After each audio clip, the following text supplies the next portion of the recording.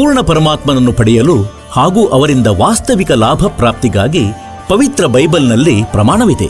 ಏನೆಂದರೆ, ಪ್ರಭು ಮನುಷ್ಯನನ್ನು ತನ್ನದೇ ಸ್ವರೂಪನಂತೆ ರಚಿಸಿದನು.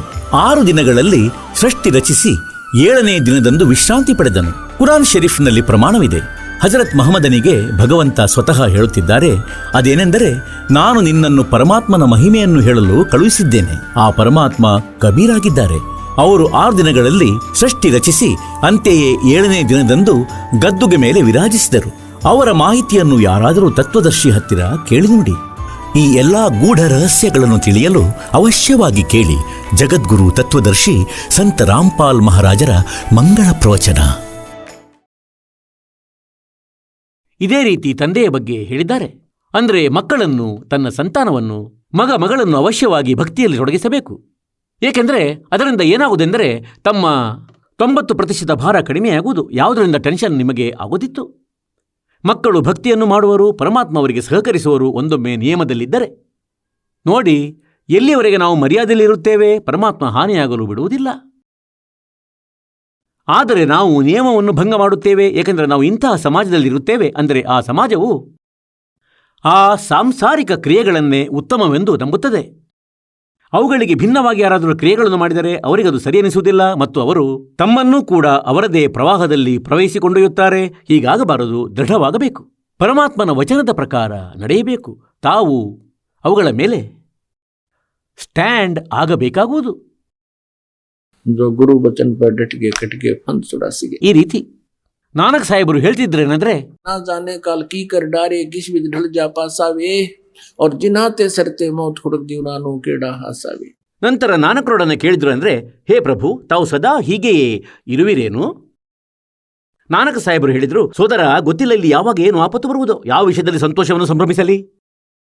ಆಗ ಮತ್ತೆ ಕೇಳಿದ್ರೇನೆಂದ್ರೆ, ಹೇ ಮಹಾತ್ಮರೇ, ತಮಗೆಂದು ಸಂತೋಷವಾಗುವುದಿಲ್ಲವೇ? ಅವರು ಹೇಳಿದ್ರು, ಸೋದರ, ಖುಷಿಯಿಂದಿರುತ್ತೇನೆ. ಯಾವಾಗ ಖುಷಿಯಾಗುತ್ತದೆ? ಸಾದ್ ಮೇಲೆ ಸಾಡಿ ಸಾದಿ ಹೊಂದಿ ವಿಛಡ ದಿಲ್ಗೀರಿವೆ ಅಖದೆ ನಾನಕ್ ಸುಣೋ ಜಹಾನಾ ಮುಸ್ಕಲ್ ಹಾಲ್ ಫಕೀರಿವೆ. ಸಾದ್ ಮೇಲೆ ಸಾಡಿ ಸಾದಿ ಹೊಂದಿ. ನಾನಕರು ಹೇಳ್ತಿದ್ದಾರೆ, ಅಂದ್ರೆ ಯಾವಾಗ ನನ್ನ ಮಕ್ಕಳು, ಸಾಧ್ ಅಂದರೆ ಭಕ್ತರು, ಸಾಧಕರು, ಸಾಧ್ ಸೋಯ್ದೋ ಸೀದಾ ಚಾಲೆ, ಕೆಡುಕನ್ನು ತ್ಯಜಿಸಿರುತ್ತಾರೆ, ತಲೆರಟೆ ಮಾಡುವುದಿಲ್ಲ. ಅವರು ಸಾಧು ಆಗಿರುತ್ತಾರೆ, ಸಂತರಾಗಿರುತ್ತಾರೆ, ಭಕ್ತರಾಗಿರುತ್ತಾರೆ. ಸಾದ್ ಮೇಲೆ ಸಾಡಿ ಸಾದಿ ಹೊಂದಿ ಅಂದರೆ ಯಾವಾಗ ಈ ನನ್ನ ಮಕ್ಕಳು, ನನ್ನ ಅನುಯಾಯಿಗಳು ನನ್ನ ಬಳಿಗೆ ಬರುತ್ತಾರೆ ಸತ್ಸಂಗವನ್ನು ಕೇಳಲು, ಆಗ ನನ್ನ ಸಂತೋಷಕ್ಕೆ ಪಾರವೇ ಇರುವುದಿಲ್ಲ. ಏಕೆಂದರೆ ನನಗೆ ಅನುಭವ ಆಗುತ್ತದೆ. ಏನೆಂದರೆ ಈ ಮಕ್ಕಳು, ನನ್ನ ಅನುಯಾಯಿಗಳು, ನನ್ನ ಶಿಷ್ಯಂದಿರು, ಇವರು ಕಾಲ್ನ ಜಾಲದಲ್ಲಿ ಸಿಲುಕಿಲ್ಲ ಎಂದು. ಇವರಿಗೆ ಯಾರೂ ಹಾದಿಯನ್ನು ತಪ್ಪಿಸಲಾಗಲಿಲ್ಲ. ಸಾದ್ ಮೇಲೆ ಸಾಡಿ ಸಾದಿ ಹೊಂದಿ और विछड़ जा दिलगीरिवे. ಯಾವಾಗ ಇವರು ಇಲ್ಲಿಂದ ಹೋಗುತ್ತಾರೆ ಸಮಾಜದಲ್ಲಿ, ಪ್ರಪಂಚದಲ್ಲಿ, ಆಗ ನನಗೆ ದುಃಖವಾಗುತ್ತದೆ, ನಿರಾಶೆ ಕವಿದು ಹೋಗುತ್ತದೆ. ಅಂದರೆ ಯಾವ ರೀತಿಯಿಂದಾದರೂ ಈ ಮಕ್ಕಳನ್ನು ಕೀಟ ತಿನ್ನದಿರಲಿ, ಹುಳು ತಿನ್ನದಿರಲಿ, ನನ್ನ ಈ ಫಸಲನ್ನು ಯಾರಾದರೂ ಕಾಲನ ದೂತರು ಇವರನ್ನು ಭ್ರಮಿತಗೊಳಿಸದಿರಲಿ ಎಂದು. ಮತ್ತಿವರು ಯಾವಾಗ ಮರಳಿ ಬರುತ್ತಾರೆ ಆಸ್ ಇಟ್ ಈಸ್ ಮುಂದಿನ ಸತ್ಸಂಗದಲ್ಲಿ, ಆಗ ನನ್ನ ಸಂತೋಷಕ್ಕೆ ಎಣೆಯೇ ಇರುವುದಿಲ್ಲ. ಅಂದರೆ ಈ ಮಕ್ಕಳನ್ನು ಕಾಲನ ದೂತರು ಕೆಡಿಸಲು ಸಾಧ್ಯವಾಗಲಿಲ್ಲ.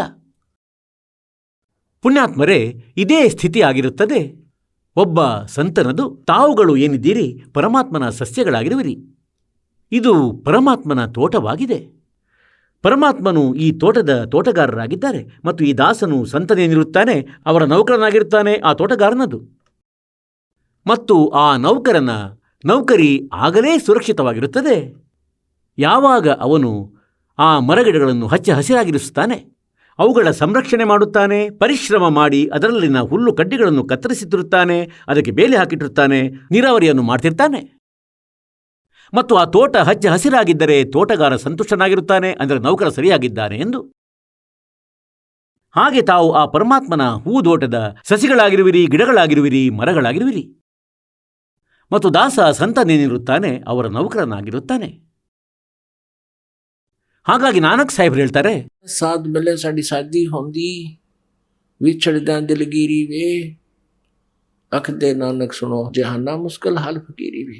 ಅಂದರೆ ಯಾವಾಗ ನೀವು ಮರಳಿ ಹಿಂದಿರುಗಿ ಬರುತ್ತೀರಿ ಆಗ ನನ್ನ ಸಂತೋಷಕ್ಕೆ ಪಾರವೇ ಇರುವುದಿಲ್ಲ. ಯಾವಾಗ ನೀವು ಮರಳಿ ಹೋಗುತ್ತೀರಿ ಆ ಪ್ರಪಂಚದಲ್ಲಿ, ಏಕೆಂದರೆ ಅಲ್ಲಿ ಯಾರಿಗೂ ಭಕ್ತಿಯ ಜ್ಞಾನವೆಂಬುದೇ ಇಲ್ಲ. ಮತ್ತೆಲ್ಲಾದರೂ ತಮ್ಮನ್ನು ಯಾರಾದರೂ ಭ್ರಮಿತಗೊಳಿಸದಿರಲಿ ಎಂದು. ಇದರಿಂದಾಗಿ ನನಗೆ ನಂತರ ನಿರಾಶೆ ತುಂಬಿಕೊಳ್ಳುತ್ತದೆ. ಏಕೆಂದರೆ ಪುಣ್ಯಾತ್ಮರೇ, ವೈದ್ಯರಿಗೆ ಎಲ್ಲ ತಿಳಿದು ಬರುತ್ತದೆ, ಅಂದರೆ ಇವನಿಗೆ ಎಷ್ಟು ಭಯಂಕರ ರೋಗವಿದೆ ಎಂದು. ಮತ್ತು ಆ ರೋಗಿಗೆ ಹೇಳ್ತಾನೆ, ಅಂದರೆ 10 ದಿನಗಳ ಟ್ಯಾಬ್ಲೆಟ್ ನೀಡಿದ್ದೇನೆ, ಇವುಗಳನ್ನು ತಿನ್ನು, ನಂತರ ಚೆಕಪ್ ಮಾಡಿಸಲು ಬರಬೇಕು, ಇವುಗಳನ್ನು ತಿಂದು. ಈಗ ಅವನು ಬರದೇ ಇದ್ದರೆ ಆ ಡಾಕ್ಟರ್ಗೆ ತಿಳಿದಿರುತ್ತದೆ ಏನೆಂದರೆ ಅವನಿಗೆ ಯಾರೋ ಅಪೂರ್ಣ ವೈದ್ಯನು ಸಿಕ್ಕಿರಬಹುದು. ಆ ಕಾರಣದಿಂದಾಗಿ ಅವನು ಇಲ್ಲಿಗೆ ಬಂದಿಲ್ಲ ಮತ್ತು ಈಗ ಅವನು ಸಾಯುವನು. ಅಥವಾ ಅವನು ಟ್ಯಾಬ್ಲೆಟ್ ತಿಂದಿರಲಿಕ್ಕಿಲ್ಲ, ಔಷಧಿ ಪೂರ್ತಿ ತಿಂದಿಲ್ಲ, ಅವನ ಮೃತ್ಯುವಾಗಿರಬಹುದು, ಹಾಗಾಗಿ ಅವನು ಬಂದಿಲ್ಲ. ಹೀಗಾಗಿ ಪುಣ್ಯಾತ್ಮರೇ, ತಮಗೆ ಇಲ್ಲಿ ಏನು ಔಷಧಿ ಕೊಡಲಾಗುತ್ತದೆ, ಔಷಧಿಯ ಅರ್ಥವಾಗಿದೆ ಜನ್ಮ ಮರಣದ ರೋಗವನ್ನು ಶಾಶ್ವತವಾಗಿ ನಿವಾರಿಸುವಂಥದ್ದು. ಒಂದು ಉಪಚಾರವನ್ನು ಮಾಡಲಾಗುತ್ತದೆ, ಸತ್ಯ ಮಂತ್ರಗಳನ್ನು ಹೇಳಲಾಗುತ್ತದೆ. ಈ ಸಾಧನೆಯನ್ನು ತಾವು ಮಾಡುತ್ತೀರಿ ಮತ್ತು ತಾವು ಹೋಗಿ ನಿತ್ಯ ನಿಯಮ ಮಾಡುತ್ತೀರಿ, ಭಕ್ತಿ ಮಾಡುತ್ತೀರಿ, ಡೈಲಿ ಮಂತ್ರ ಮಾಡುತ್ತೀರಿ, ಅಂದರೆ ತಾವು ಔಷಧಿಯನ್ನು ತಿನ್ನುತ್ತಾ ಇದ್ದೀರಿ. ಮತ್ತು ತಾವು ನಾಮ ಪಡೆದುಕೊಂಡು ಹೋದಿರಿ, ಮಂತ್ರ ಪಡೆದುಕೊಂಡಿರಿ, ಆದರೆ ಮಂತ್ರ ಜಪಿಸುತ್ತಿಲ್ಲ, ಸಾಧನೆಯನ್ನು ಮಾಡುತ್ತಿಲ್ಲ, ಮರ್ಯಾದೆಯನ್ನು ಇಟ್ಟುಕೊಂಡಿಲ್ಲ, ಸಂಯಮವನ್ನು ಇಟ್ಟುಕೊಳ್ಳದಿದ್ದರೆ ತಾವು ಬರಲಾರಿರಿ ಇಲ್ಲಿಗೆ. ಏಕೆಂದರೆ ತಮಗೆ ಭಗವಂತನು ಆಸರೆ ನೀಡಲಾರನು ಮತ್ತು ತಮಗೆ ಸುಖ ಲಭಿಸದು. ಯಾವ ಉದ್ದೇಶವನ್ನು ಇಟ್ಟುಕೊಂಡು ಬಂದಿದ್ದೀರಿ, ಮರ್ಯಾದೆಯಲ್ಲಿ ಇರದಿದ್ದರೆ ಯಾವ ಅನುಕೂಲವೂ ಆಗದು. ಹಾಗಾಗಿ ಯಾರು ಇಲ್ಲಿಗೆ ಬರುವುದಿಲ್ಲವೋ ಆ ಜನರು, ಈ ದಾಸನಿಗೆ ತಿಳಿದಿದೆ ಅಂದರೆ ಅವರು ಕಾಲಿನ ಬಲೆಯಲ್ಲಿ ಸಿಲುಕಿಕೊಂಡಿದ್ದಾರೆ ಎಂಬುದು. ಅಥವಾ ಯಾರಾದರೂ ಅವನನ್ನು ಮಿಸ್ಗೈಡ್ ಮಾಡಿದ್ದಾರೆ, ಅಥವಾ ಅವನು ಟ್ಯಾಬ್ಲೆಟ್ಗಳನ್ನು ತಿಂದಿಲ್ಲ, ಅಂದರೆ ಭಕ್ತಿಯನ್ನು ಮಾಡಿಲ್ಲ. ಈ ಕಾರಣದಿಂದ ಅವನು ಯಾವ ವಾಂಛಿತ ವಸ್ತುಗಳನ್ನು ಬಯಸುತ್ತಿದ್ದ ಅದನ್ನು ಆ ಮಾಲೀಕನು ಕರುಣಿಸಲಿಲ್ಲ. ಪರಮಾತ್ಮ ಹೇಳ್ತಾರೆ, ತನ್ನ ಮಹಿಮೆಯನ್ನು ತಾವೇ ಹೇಳ್ತಾರೇನೆಂದರೆ, सतगुरु के दरबार में कमी काहे की ना, अनसा मौज नहीं पावता तेरी चूक चाकरी में. ಈ ಪರಮೇಶ್ವರನ ವಿಧಾನದಲ್ಲಿ, ಕಬೀರ ಪರಮೇಶ್ವರನ ಡಿಕ್ಷನರಿಯಲ್ಲಿ ಇಂಪಾಸಿಬಲ್ ವರ್ಡ್ ಇಲ್ಲವೇ ಇಲ್ಲ. ಇವನು ಆ ಸಮರ್ಥ ಪರಮಾತ್ಮನು, ಇವನು ಆ ಸಮರ್ಥ ಪರಮಾತ್ಮನಾಗಿದ್ದಾನೆ. ಇವನ ಶಬ್ದಕೋಶದಲ್ಲಿ ಅಸಂಭವ ಎಂಬ ಶಬ್ದವೇ ಇಲ್ಲ. ಆದರೆ ನಮಗೆ ಅದರ ಲಾಭ ಪ್ರಾಪ್ತವಾಗುತ್ತಿಲ್ಲ. ಸಮರ್ಥನ ದರ್ಬಾರಿನಲ್ಲಿ ಅಂದರೆ ಯಾವುದೋ ಕೊರತೆ ಇದೆ ನಮ್ಮ ಚಾಕರಿಯಲ್ಲಿ. ನಾವು ಮಾಡುವ ಪೂಜೆ, ಸೇವೆ, ಶ್ರದ್ಧೆಯಲ್ಲಿ ಕೊರತೆಯಾಗಿರುವುದು. नहीं तो सतगुरु जो चावे सो करही, 14 कोट दूत जम डरही, ऊत भूत जम त्रास निवारे और चित्रगुप्त के कागज पाड़े. ಚಿತ್ರಗುಪ್ತನ ಹಾಳೆ ಹರಿಯುವುದೆಂದರೆ ತಮ್ಮ ಪ್ರಾರಬ್ಧದ ಪಾಪಗಳ ನಾಶ ಮಾಡುವನು. ತಮ್ಮ ಸಂಸ್ಕಾರಗಳಲ್ಲಿ ಯಾವುದೇ ಕಾರಣದಿಂದ ಭಯಂಕರ ಕಷ್ಟವಿದ್ದರೆ ಅದನ್ನು ಮುಗಿಸಿಬಿಡುವನು ಪರಮಾತ್ಮ. ಆ ಕಷ್ಟ ಬರಲು ಬಿಡಲಾರನು. ತಮ್ಮ ಮೃತ್ಯು ಆಗುತ್ತಿದ್ದರೆ 10, 20, 50 ವರ್ಷಗಳ ವಯಸ್ಸಿನಲ್ಲಿ ಮತ್ತು ತಾವು ಸದ್ಭಕ್ತಿಯನ್ನು ಮಾಡುತ್ತಿದ್ದರೆ ತಮ್ಮ ಆಯಸ್ಸನ್ನು ಹೆಚ್ಚಿಸುವನು ಇವನು ಆ ಪರಮಾತ್ಮನು. ಮತ್ತು ಹಾಗಂತೂ ಪುಣ್ಯಾತ್ಮರೇ, ಒಂದು ಶ್ವಾಸವನ್ನು ಕೂಡ ತೆಗೆದುಕೊಳ್ಳಲಾರಿರಿ ತಾವು ಇಲ್ಲಿ. ಇಂತಹ ವಿಧಾನವಿದೆ. ಹೇಳ್ತಾರೆ, ಒಬ್ಬ ಸಾಧಕನು ಇದ್ದ, ಒಬ್ಬ ಋಷಿಯೂ ಇದ್ದ. ಆ ಋಷಿಗೆ ಯಾರೋ ಬೇರೊಬ್ಬ ಜ್ಯೋತಿಷ್ಯ ನೋಡುವವನು, ಹಸ್ತರೇಖೆ ನೋಡುವವನು ಹೇಳಿಬಿಟ್ಟ ಏನೆಂದರೆ, ಇಂದಿನಿಂದ 4ನೇ ದಿನ ತಮ್ಮ ಮೃತ್ಯು ಆಗುವುದು. ಈಗ ಅವನಿಗಂತೂ ಸಮಸ್ಯೆ ಹುಟ್ಟಿಬಿಡ್ತು ಸೋದರ. ಅವನು ಹೇಳಿದ, ಮತ್ತೆ ಏನಾದರೂ ಪರಿಹಾರ ಹೇಳಿ. ಆ ಜ್ಯೋತಿಷಿ ಹಸ್ತರೇಖೆ ನೋಡುವವನು ಹೇಳಿದ ಏನೆಂದರೆ, ನಡೆ ಬ್ರಹ್ಮನ ಬಳಿ ಹೋಗೋಣ. ಏಕೆಂದರೆ ಬ್ರಹ್ಮನು ಇಲ್ಲಿಯ ಉತ್ಪತ್ತಿಕರ್ತನು. ಹೇಗೋ ಆ ಜ್ಯೋತಿಷಿಯ ಜ್ಞಾನ ಪ್ರಕಾರ ಈಗ ಬ್ರಹ್ಮನ ಬಳಿಗೆ ಹೋದರು. ಬ್ರಹ್ಮನು ಹೇಳಿದ, ಸೋದರ ನೋಡು, ನಾನು ಉತ್ಪತ್ತಿಯನ್ನು ಅವಶ್ಯವಾಗಿ ಮಾಡುತ್ತೇನೆ, ಆದರೆ ಆಯಸ್ಸನ್ನು ಹೆಚ್ಚಿಸುವುದು ನನ್ನ ಸಾಮರ್ಥ್ಯದ ವಿಷಯವಲ್ಲ. ವಿಷ್ಣು ಬಳಿ ಹೋಗೋಣ, ಅವನು ನಮ್ಮ ಪಾಲನೆಯನ್ನು ಮಾಡುತ್ತಾನೆ. ಅವನಂತೂ ಗುತ್ತಿಗೆಯನ್ನು ಪಡೆದಿರುವನು, ಮುಂದೆ ಪಾಲನೆ ಪೋಷಣೆ ಮಾಡುವಂಥದ್ದು. ಅವನ ಬಳಿಗೆ ಹೋದರು, ವಿಷ್ಣುವಿನಲ್ಲಿ ಪ್ರಾರ್ಥಿಸಿದರು. ಅಂದರೆ ಹೀಗೀಗೆ ಒಬ್ಬ ಋಷಿಯೂ ಇದ್ದಾನೆ. ಮತ್ತು ಇವನು ಏನು ಹೇಳ್ತಾನೆ ಏನೆಂದರೆ, ನಾನು ನನ್ನ ಯಾವುದೇ ಅಂಥಿಂತಹ ಅನ್ಯ ಉದ್ದೇಶಕ್ಕಾಗಿ ಜೀವನವನ್ನು ಎಕ್ಸ್ಟೆನ್ಷನನ್ನು ಬಯಸುತ್ತಿಲ್ಲ. ನಾನು ಕೇವಲ ಭಕ್ತಿಯನ್ನು ಮಾಡಲು ಬಯಸುತ್ತೇನೆ. ಅಂದರೆ ಸ್ವಲ್ಪ ಸಮಯ ಇನ್ನಷ್ಟು ಸಿಕ್ಕಿದರೆ ನಾನು ಭಕ್ತಿಯನ್ನು ಮಾಡಬಹುದು. ವಿಷ್ಣು ಹೇಳತೊಡಗಿದರು, ಸೋದರ, ನಿನ್ನ ಟಾರ್ಗೆಟ್ ಅಂತೂ ಚೆನ್ನಾಗಿದೆ, ಉದ್ದೇಶವಂತೂ ಸರಿಯಾಗಿದೆ, ಒಳ್ಳೆಯ ವಿಷಯವಾಗಿದೆ, ಪರೋಪಕಾರದ್ದಾಗಿದೆ, ಯಾವುದು ಸ್ವಾರ್ಥದ್ದೇನಲ್ಲ. ಆದರೆ ನನ್ನ ಸಾಮರ್ಥ್ಯದ ವಿಷಯ ಏಜನ್ನು ಎಕ್ಸ್ಟೆನ್ಷನ್ ಮಾಡುವಂಥದ್ದಲ್ಲ, ಆಯಸ್ಸಿನ ವೃದ್ಧಿ ಅಲ್ಲ. ಭಗವಂತ ಶಿವನ ಬಳಿ ಹೋಗೋಣ, ಶಂಕರನ ಬಳಿ, ಏಕೆಂದರೆ ಅವನು ಸಂಹಾರವನ್ನು ಮಾಡುತ್ತಾನೆ. ಅವನು ನಿನಗೆ ಜೀವನವನ್ನು ದಾನವಾಗಿ ನೀಡಬಲ್ಲನು. ಈಗ ಶಂಕರನ ಬಳಿ ಹೋದರು. ಶಂಕರನು ಹೇಳತೊಡಗಿದನು. ಅವರಲ್ಲಿಯೂ ಇದನ್ನೇ ಪ್ರಾರ್ಥಿಸಿದರು. ಅಂದರೆ ಈ ಋಷಿಯ ಆಯಸ್ಸು 4 ದಿನಗಳದ್ದು ಉಳಿದಿದೆ, ಮತ್ತಿವನು ಎಕ್ಸ್ಟೆನ್ಷನ್ ಅನ್ನು ಬಯಸುತ್ತಿದ್ದಾನೆ. ಎಲ್ಲವೂ ತಮ್ಮ ಕೈಯಲ್ಲಿದೆ. ಶಂಕರ ಭಗವಂತ ಹೇಳಿದರು, ಸೋದರ, ಇವನ ಮಾತಂತೂ ಸರಿಯಾಗಿದೆ. ಆದರೆ ನಾನಂತೂ ಹೇಗೆ ಆದೇಶವಾಗುವುದೋ, ಯಾರ ಸಮಯ ಯಾವಾಗ ಬರುವುದೋ ನಾನು ಆಗಲೇ ಸಾಯಿಸುತ್ತೇನೆ. ಹಾಗೆ ಸುಮ್ಮನೆ ಸಮರಿಸಲಾರೆ ಯಾರನ್ನೂ. ಈಗ 3ನೇ ದಿನವಾಯಿತು. ಶಂಕರನು ಸಲಹೆ ನೀಡಿದ, ಏನೆಂದರೆ, ನಡೆಯಿರಿ, ಅಲ್ಲಿಗೆ ಹೋಗೋಣ. ನಾಳೆ ಅಲ್ಲಿಗೆ ಹೋಗೋಣ. ಎಲ್ಲಿ? ಧರ್ಮರಾಜನ ಬಳಿ. ಏಕೆಂದರೆ ಅಲ್ಲಿಂದಲೇ ಆದೇಶ ಬರುತ್ತದೆ ಯಾರನ್ನಾದರೂ ಮೃತ್ಯುವಿಗೆ ತಳ್ಳಲು. ಈಗ ಧರ್ಮರಾಜನು ಒಬ್ಬ ನ್ಯಾಯಾಧೀಶನಾಗಿರುತ್ತಾನೆ. ಇಲ್ಲಿ ಕಾಲನ ನ್ಯಾಯಾಧೀಶನವನು. 21 ಬ್ರಹ್ಮಾಂಡಗಳದ್ದು. ಅಲ್ಲಿಗೆ ಹೋದರೂ ಇವರು 4 5 ಯಾರ್ಯಾರು? ಒಬ್ಬನಂತೂ ಆ ವ್ಯಕ್ತಿ ಯಾರು ಎಕ್ಸ್ಟೆನ್ಷನ್ ಅನ್ನು ಬಯಸುತ್ತಿದ್ದ, ಆಯಸ್ಸಿನ ವೃದ್ಧಿಯನ್ನು ಬಯಸುವವನು. ಇನ್ನೊಬ್ಬನು ಹೀಗೆ ಹೇಳಿರುವವನು, ಅಂದರೆ ನಿನ್ನದು ಇಷ್ಟೇ ಆಯಸ್ಸಿದೆ. ಇಬ್ಬರಾದರೂ 3ನೇಯವನು ಬ್ರಹ್ಮ, 4ನೇಯವನು ವಿಷ್ಣು ಮತ್ತು 5ನೇಯವನು ಶ್ರೀ ಶಿವ. ಈ 5ಕ್ಕೆ 5 ಜನರು ತಲುಪಿದ್ರು ಧರ್ಮರಾಜನ ದರ್ಬಾರಿನಲ್ಲಿ. ಈಗ ಧರ್ಮರಾಜನಲ್ಲಿ ಹೇಳಿದರು, ಅಂದರೆ ನಾವು 3 ಬ್ರಹ್ಮ ವಿಷ್ಣು ಮಹೇಶರು. ಅವರು ಹೇಳಿದರು, ಹೇ ಧರ್ಮರಾಜ, ಈ ವ್ಯಕ್ತಿಯು ಪರಮಾರ್ಥಕ್ಕಾಗಿ ಸ್ವಲ್ಪ ಸಮಯವನ್ನು ಬಯಸುತ್ತಾನೆ. ಇವನ ಆಯಸ್ಸನ್ನು ವೃದ್ಧಿ ಮಾಡಿ.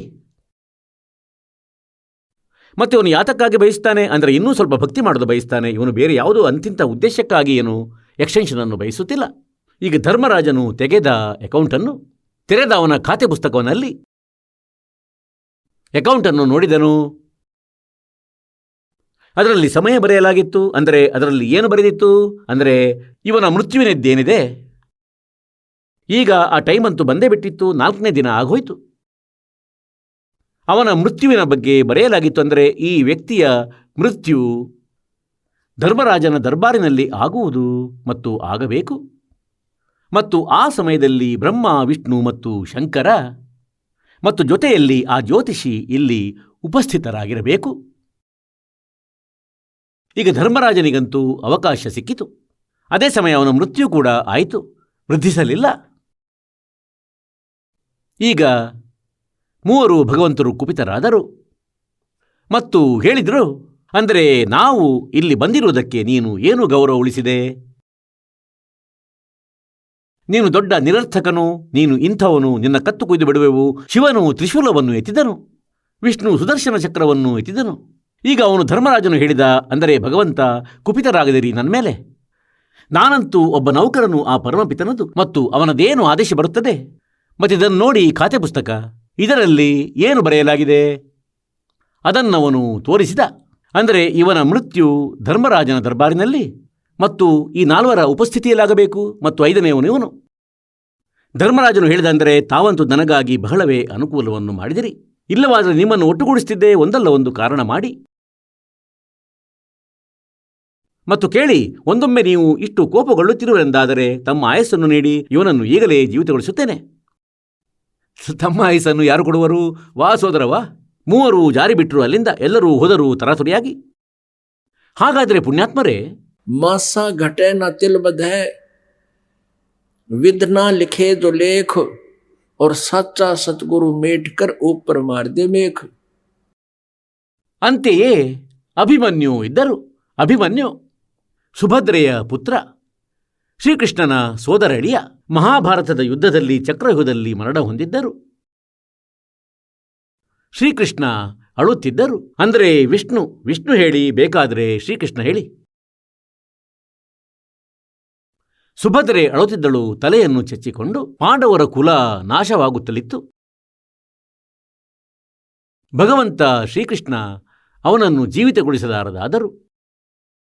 ತಾವು ಮತ್ತೊಂದು ವಿಷಯವನ್ನು ಕೇಳಿರಬಹುದು. ಏನೆಂದರೆ, ಭಗವಂತ ಶ್ರೀಕೃಷ್ಣ ಮತ್ತು ಅರ್ಜುನನು ಒಂದು ಸಾಧು ವೇಷ ತಾಳಿಕೊಂಡು ರಾಜ ಮೋರಧ್ವಜನ ಮನೆಗೆ ಹೋಗಿದ್ದರು ಮತ್ತು ಮಾಯೆಯಿಂದ ಅಲ್ಲೊಂದು ಸಿಂಹವನ್ನು ಮಾಡಿದರು. ಸಿಂಹವನ್ನು ಮತ್ತು ಅವರಲ್ಲಿ ಹೇಳಿದರೆನೆಂದರೆ, ನಮ್ಮ ಸಿಂಹ ಮಾಂಸ ತಿನ್ನುವುದು ಮನುಷ್ಯರದ್ದು.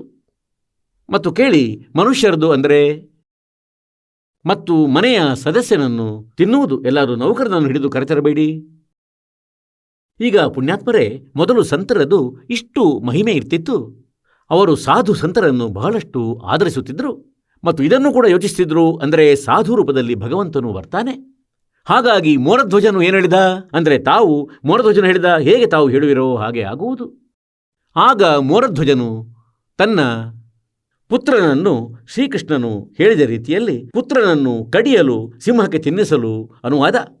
ಇಬ್ಬರು ಪತಿಪತ್ನಿಯರು ಮಗುವನ್ನು ಗರಗಸದಿಂದ ಕೊಯ್ಯಲಾರಂಭಿಸಿದರು, ಕತ್ತರಿಸಿದರು, ಬೇರೆ ಬೇರೆ ಮಾಡಿದರು. ನಂತರ ಆ ಮಗುವನ್ನು ಜೀವಿತಗೊಳಿಸಿದರು ಶ್ರೀಕೃಷ್ಣನು. ಈಗ ಇದಕ್ಕೆ ಕಾರಣವೇನು? ಎಲ್ಲಿಯವರೆಗೆ ಇಲ್ಲಿ ಯಾವುದೇ ಜೀವಾತ್ಮದ ಬಳಿ ಶ್ವಾಸಗಳು ಇರುವುವು ಅಲ್ಲಿಯವರೆಗೆ ಇವರು ಅವನನ್ನು ಜೀವಿತಗೊಳಿಸಬಲ್ಲರು. ಒಂದೊಮ್ಮೆ ಅವನಿಗೆ ಆಯಸ್ಸು ಇಲ್ಲದಿದ್ದರೆ ಇವರು ಜೀವಿತಗೊಳಿಸಲಾರರು. ಹಾಗಾದರೆ ಇದೇ ಕಾರಣವಾಗಿತ್ತು. ಅಂದರೆ ಅಭಿಮನ್ಯುವನ ಆಯಸ್ಸು ಶೇಷವಾಗಿರಲಿಲ್ಲ, ಅವನ ಮೃತ್ಯು ಸಂಸ್ಕಾರ ಇಷ್ಟೇ ಆಗಿತ್ತು ಅವನ ಜೀವನ. ಮತ್ತು ತಾಮ್ರಧ್ವಜನ ಆಯಸ್ಸು ಶೇಷವಾಗಿತ್ತು, ಅವನನ್ನು ಕತ್ತರಿಸಿ ಜೀವಿತಗೊಳಿಸುವುದು ಇವರಿಗಾಗಿ ಯಾವ ದೊಡ್ಡ ವಿಷಯವಲ್ಲ, ಭಗವಂತರಾಗಿದ್ದಾರೆ, ಇದು ಸಿದ್ಧಿಯಾಗಿದೆ. ಹೇಗೆಂದರೆ ಒಂದು ಸಮಯದಲ್ಲಿ ಒಬ್ಬ ಕಶ್ಯಪ ಹೆಸರಿನ ಋಷಿ ಇದ್ದರು. ಒಬ್ಬ ಕಶ್ಯಪ ನಾಮದ ಋಷಿ ಇದ್ದರು. ಮತ್ತವರು ಹೊರಟು ಹೋಗುತ್ತಿದ್ದರು. ಎಲ್ಲಿಗೆ? ರಾಜ ಪರೀಕ್ಷಿತನ ಬಳಿ. ಕಾರಣವೇನಾಗಿತ್ತು? ಅವನಿಗೆ ತಿಳಿದು ಬಂದಿತ್ತೇನೆಂದರೆ ರಾಜ ಪರೀಕ್ಷಿತನಿಗೆ 7ನೇ ದಿನ ಸರ್ಪವು ಕಡಿಯುವುದು, ಮತ್ತದು ಕೂಡ ತಕ್ಷಕ, ಅಂದರೆ ಬಹಳ ಭಯಂಕರ. ಈ ತಕ್ಷಕ ಸರ್ಪವು ಬಹಳ ಭಯಂಕರ ವಿಷವುಳ್ಳದ್ದು.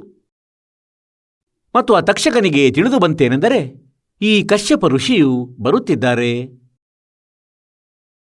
ಮತ್ತು ಕೇಳಲ್ಪಟ್ಟಿರುವೆ. ಅಂದರೆ ಅವರು ಏನು ಉದ್ದೇಶ ಹಿಡಿದುಕೊಂಡು ಬರುತ್ತಿದ್ದಾರೆ ಅಂದರೆ ನಾನು ಆ ಪರೀಕ್ಷಿತ ರಾಜನನ್ನು ಕಡಿಯುವೆ, ಇವನು ಜೀವಿತಗೊಳಿಸುವನು.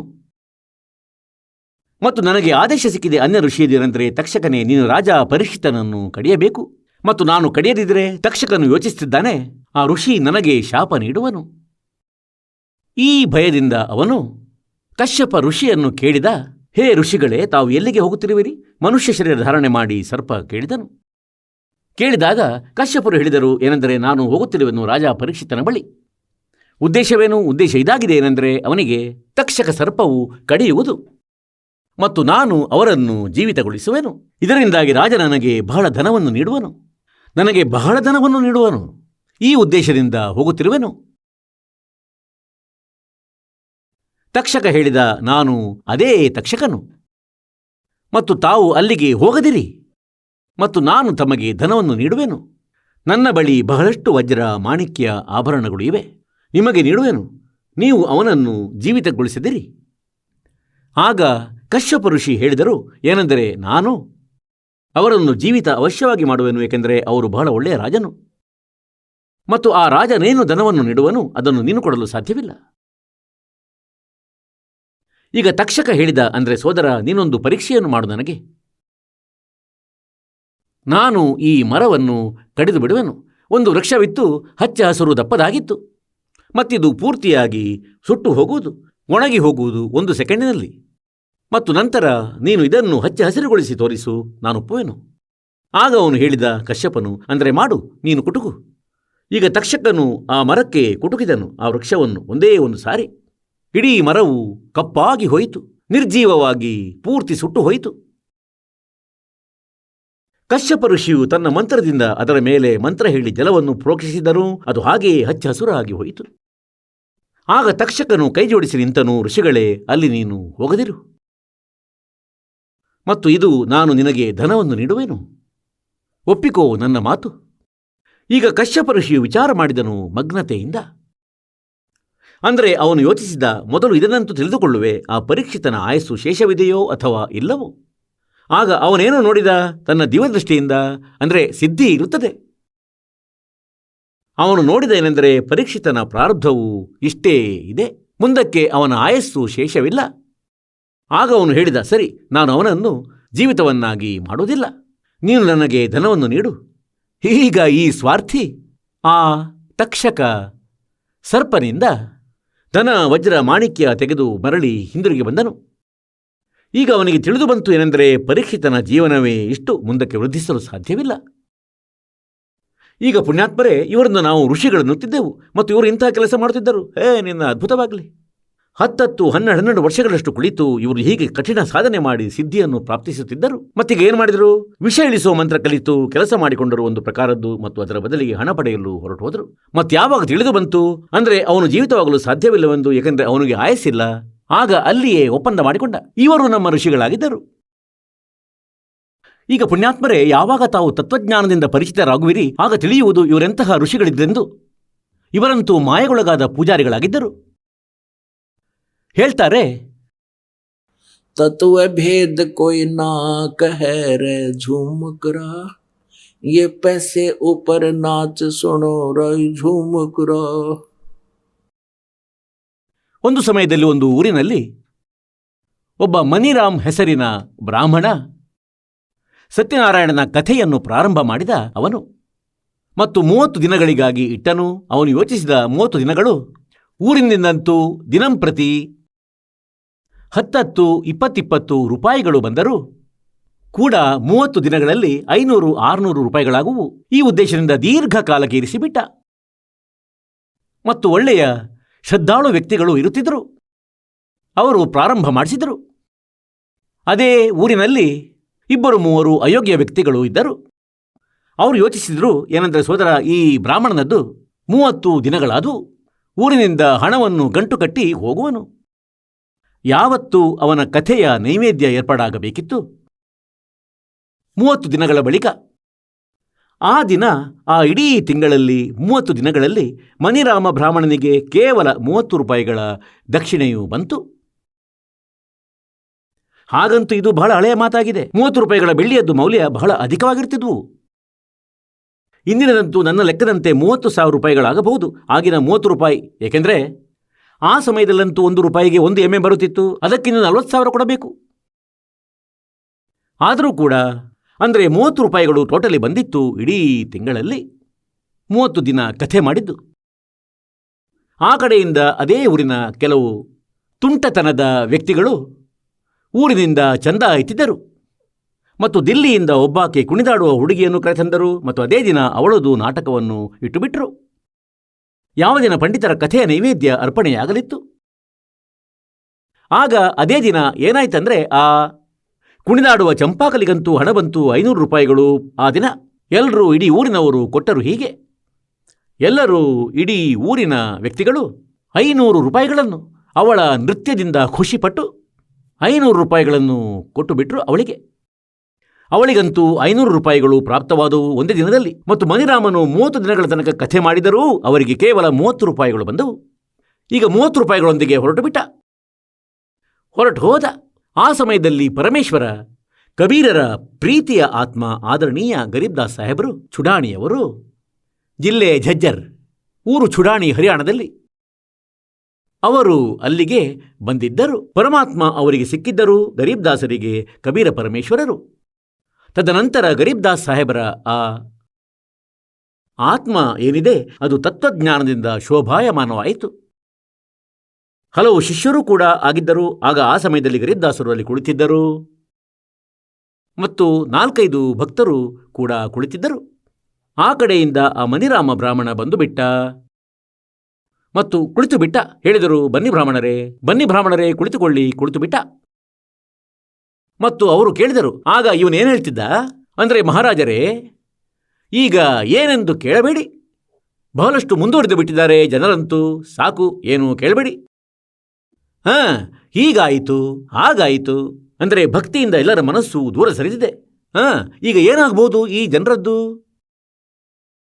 ಈಗ ಸಾಕಷ್ಟು ಹೊತ್ತು ಹೀಗೆ ಹೇಳುತ್ತಾ ಇದ್ದ, ಬಡಬಡಿಸ್ತಾ ಇದ್ದ. ಆಗ ಅವರು ಕೇಳಿದ್ರು, ಈ ಶಿಷ್ಯರು ಕುಳಿತಿದ್ದವರು ಗರೀಬ್ದಾಸರದ್ದು, ಅಂದರೆ, ಮಹಾರಾಜರೇ, ಏನು ದುಃಖವಿದೆ ಇವರಿಗೆ? ಏನಾಯಿತು ಇವರೊಡನೆ? ಇವರಿಗೆ ಬಿಡಿಸಿ ಹೇಳಲು ಆಗುತ್ತಿಲ್ಲ. ಆಗ ಗರೀಬ್ದಾಸರು ಹೇಳಿದ್ರೇನೆಂದರೆ, कि फुट्टी आंख विवेक की और अंधा है ये जगदीश, चंपाकली को 500, मनीराम को 30. ಈಗ ಈ ತೊಂದರೆಯಾಗಿದೆ ಇವರ ಜೀವಕ್ಕೆ, ಈ ಸಮಸ್ಯೆ ಬಂದಿದೆ ಇವರ ಎದುರಲ್ಲಿ. ಈಗ ಮನಿರಾಮನಂತೂ ಹೇಳಿರಲಿಲ್ಲ ಕೂಡ ಗರೀಬ್ದಾಸರಿಗೆ, ಅಂದರೆ ನಾನು ಯಾವ ವಿಷಯದಿಂದ ದುಃಖಿಯಾಗಿದ್ದೇನೆಂದು. ಯಾವಾಗ ಗರೀಬ್ದಾಸರು ಈ ಮಾತನ್ನು ಭಕ್ತರಿಗೆ ಹೇಳಿದರು ಅಂದರೆ, ಇವರು ಈ ಕಾರಣದಿಂದ ದುಃಖಿಯಾಗಿದ್ದಾರೆ. कि फुट्टी ज्ञान विवेक की और अंधा है जगदीश। ಇಲ್ಲಿಯ ಈ ಕಾಲ ಭಗವಂತ ಇಂಥದ್ದೇ ವ್ಯರ್ಥ ಸಾಧನೆ ಮಾಡಿಸ್ತಾನೆ, ಎಲ್ಲ ಕೆಲಸಗಳನ್ನು ಉಲ್ಟಾ ಮಾಡಿಸ್ತಾನೆ. ಇವನಂತೂ ಧಾರ್ಮಿಕ ಕೆಲಸವನ್ನು ಮಾಡುತ್ತಿದ್ದ, ಇವನು ಕೂಡ ಆಸೆ ಹುಡುಕನಾಗಿದ್ದ. ಯಾವ ಒಳ್ಳೆ ಕೆಲಸ ಮಾಡುತ್ತಿದ್ದ ಇವನು? ಇವನ ಉದ್ದೇಶವು ಮನಿ ಮೇಕಿಂಗ್ ಆಗಿತ್ತು. ಆ ಕಡೆ ನೃತ್ಯಗಾರ್ತಿ ಚಂಪಾಕಲಿ ಕೆಲಸ ಕೂಡ ಮನಿ ಮೇಕಿಂಗ್ ಆಗಿತ್ತು. ಇಬ್ಬರ ಉದ್ದೇಶವೂ ಕೂಡ ಹಣ ಮಾಡುವುದೇ ಆಗಿತ್ತು. ಮತ್ತು ಜನರ ಬಗ್ಗೆ ಇವನು ದೂರು ನೀಡುತ್ತಿದ್ದಾನೆ. ಇವನು ಹೇಳ್ತಾನೇನೆಂದರೆ, ನಾನು ಧಾರ್ಮಿಕ ಕೆಲಸ ಮಾಡುತ್ತಿದ್ದೆ, ಆದರೆ ಇವನೆಂಥ ಧಾರ್ಮಿಕ ಕೆಲಸ ಮಾಡುತ್ತಿದ್ದ? ಹಣದ ಮೇಲೆ ದೃಷ್ಟಿ ಹಾಯಿಸಿದ್ದ. 500 ರೂಪಾಯಿಗಳ ಬದಲಿಗೆ ಕೇವಲ 30 ಬಂತು ಎಂದು.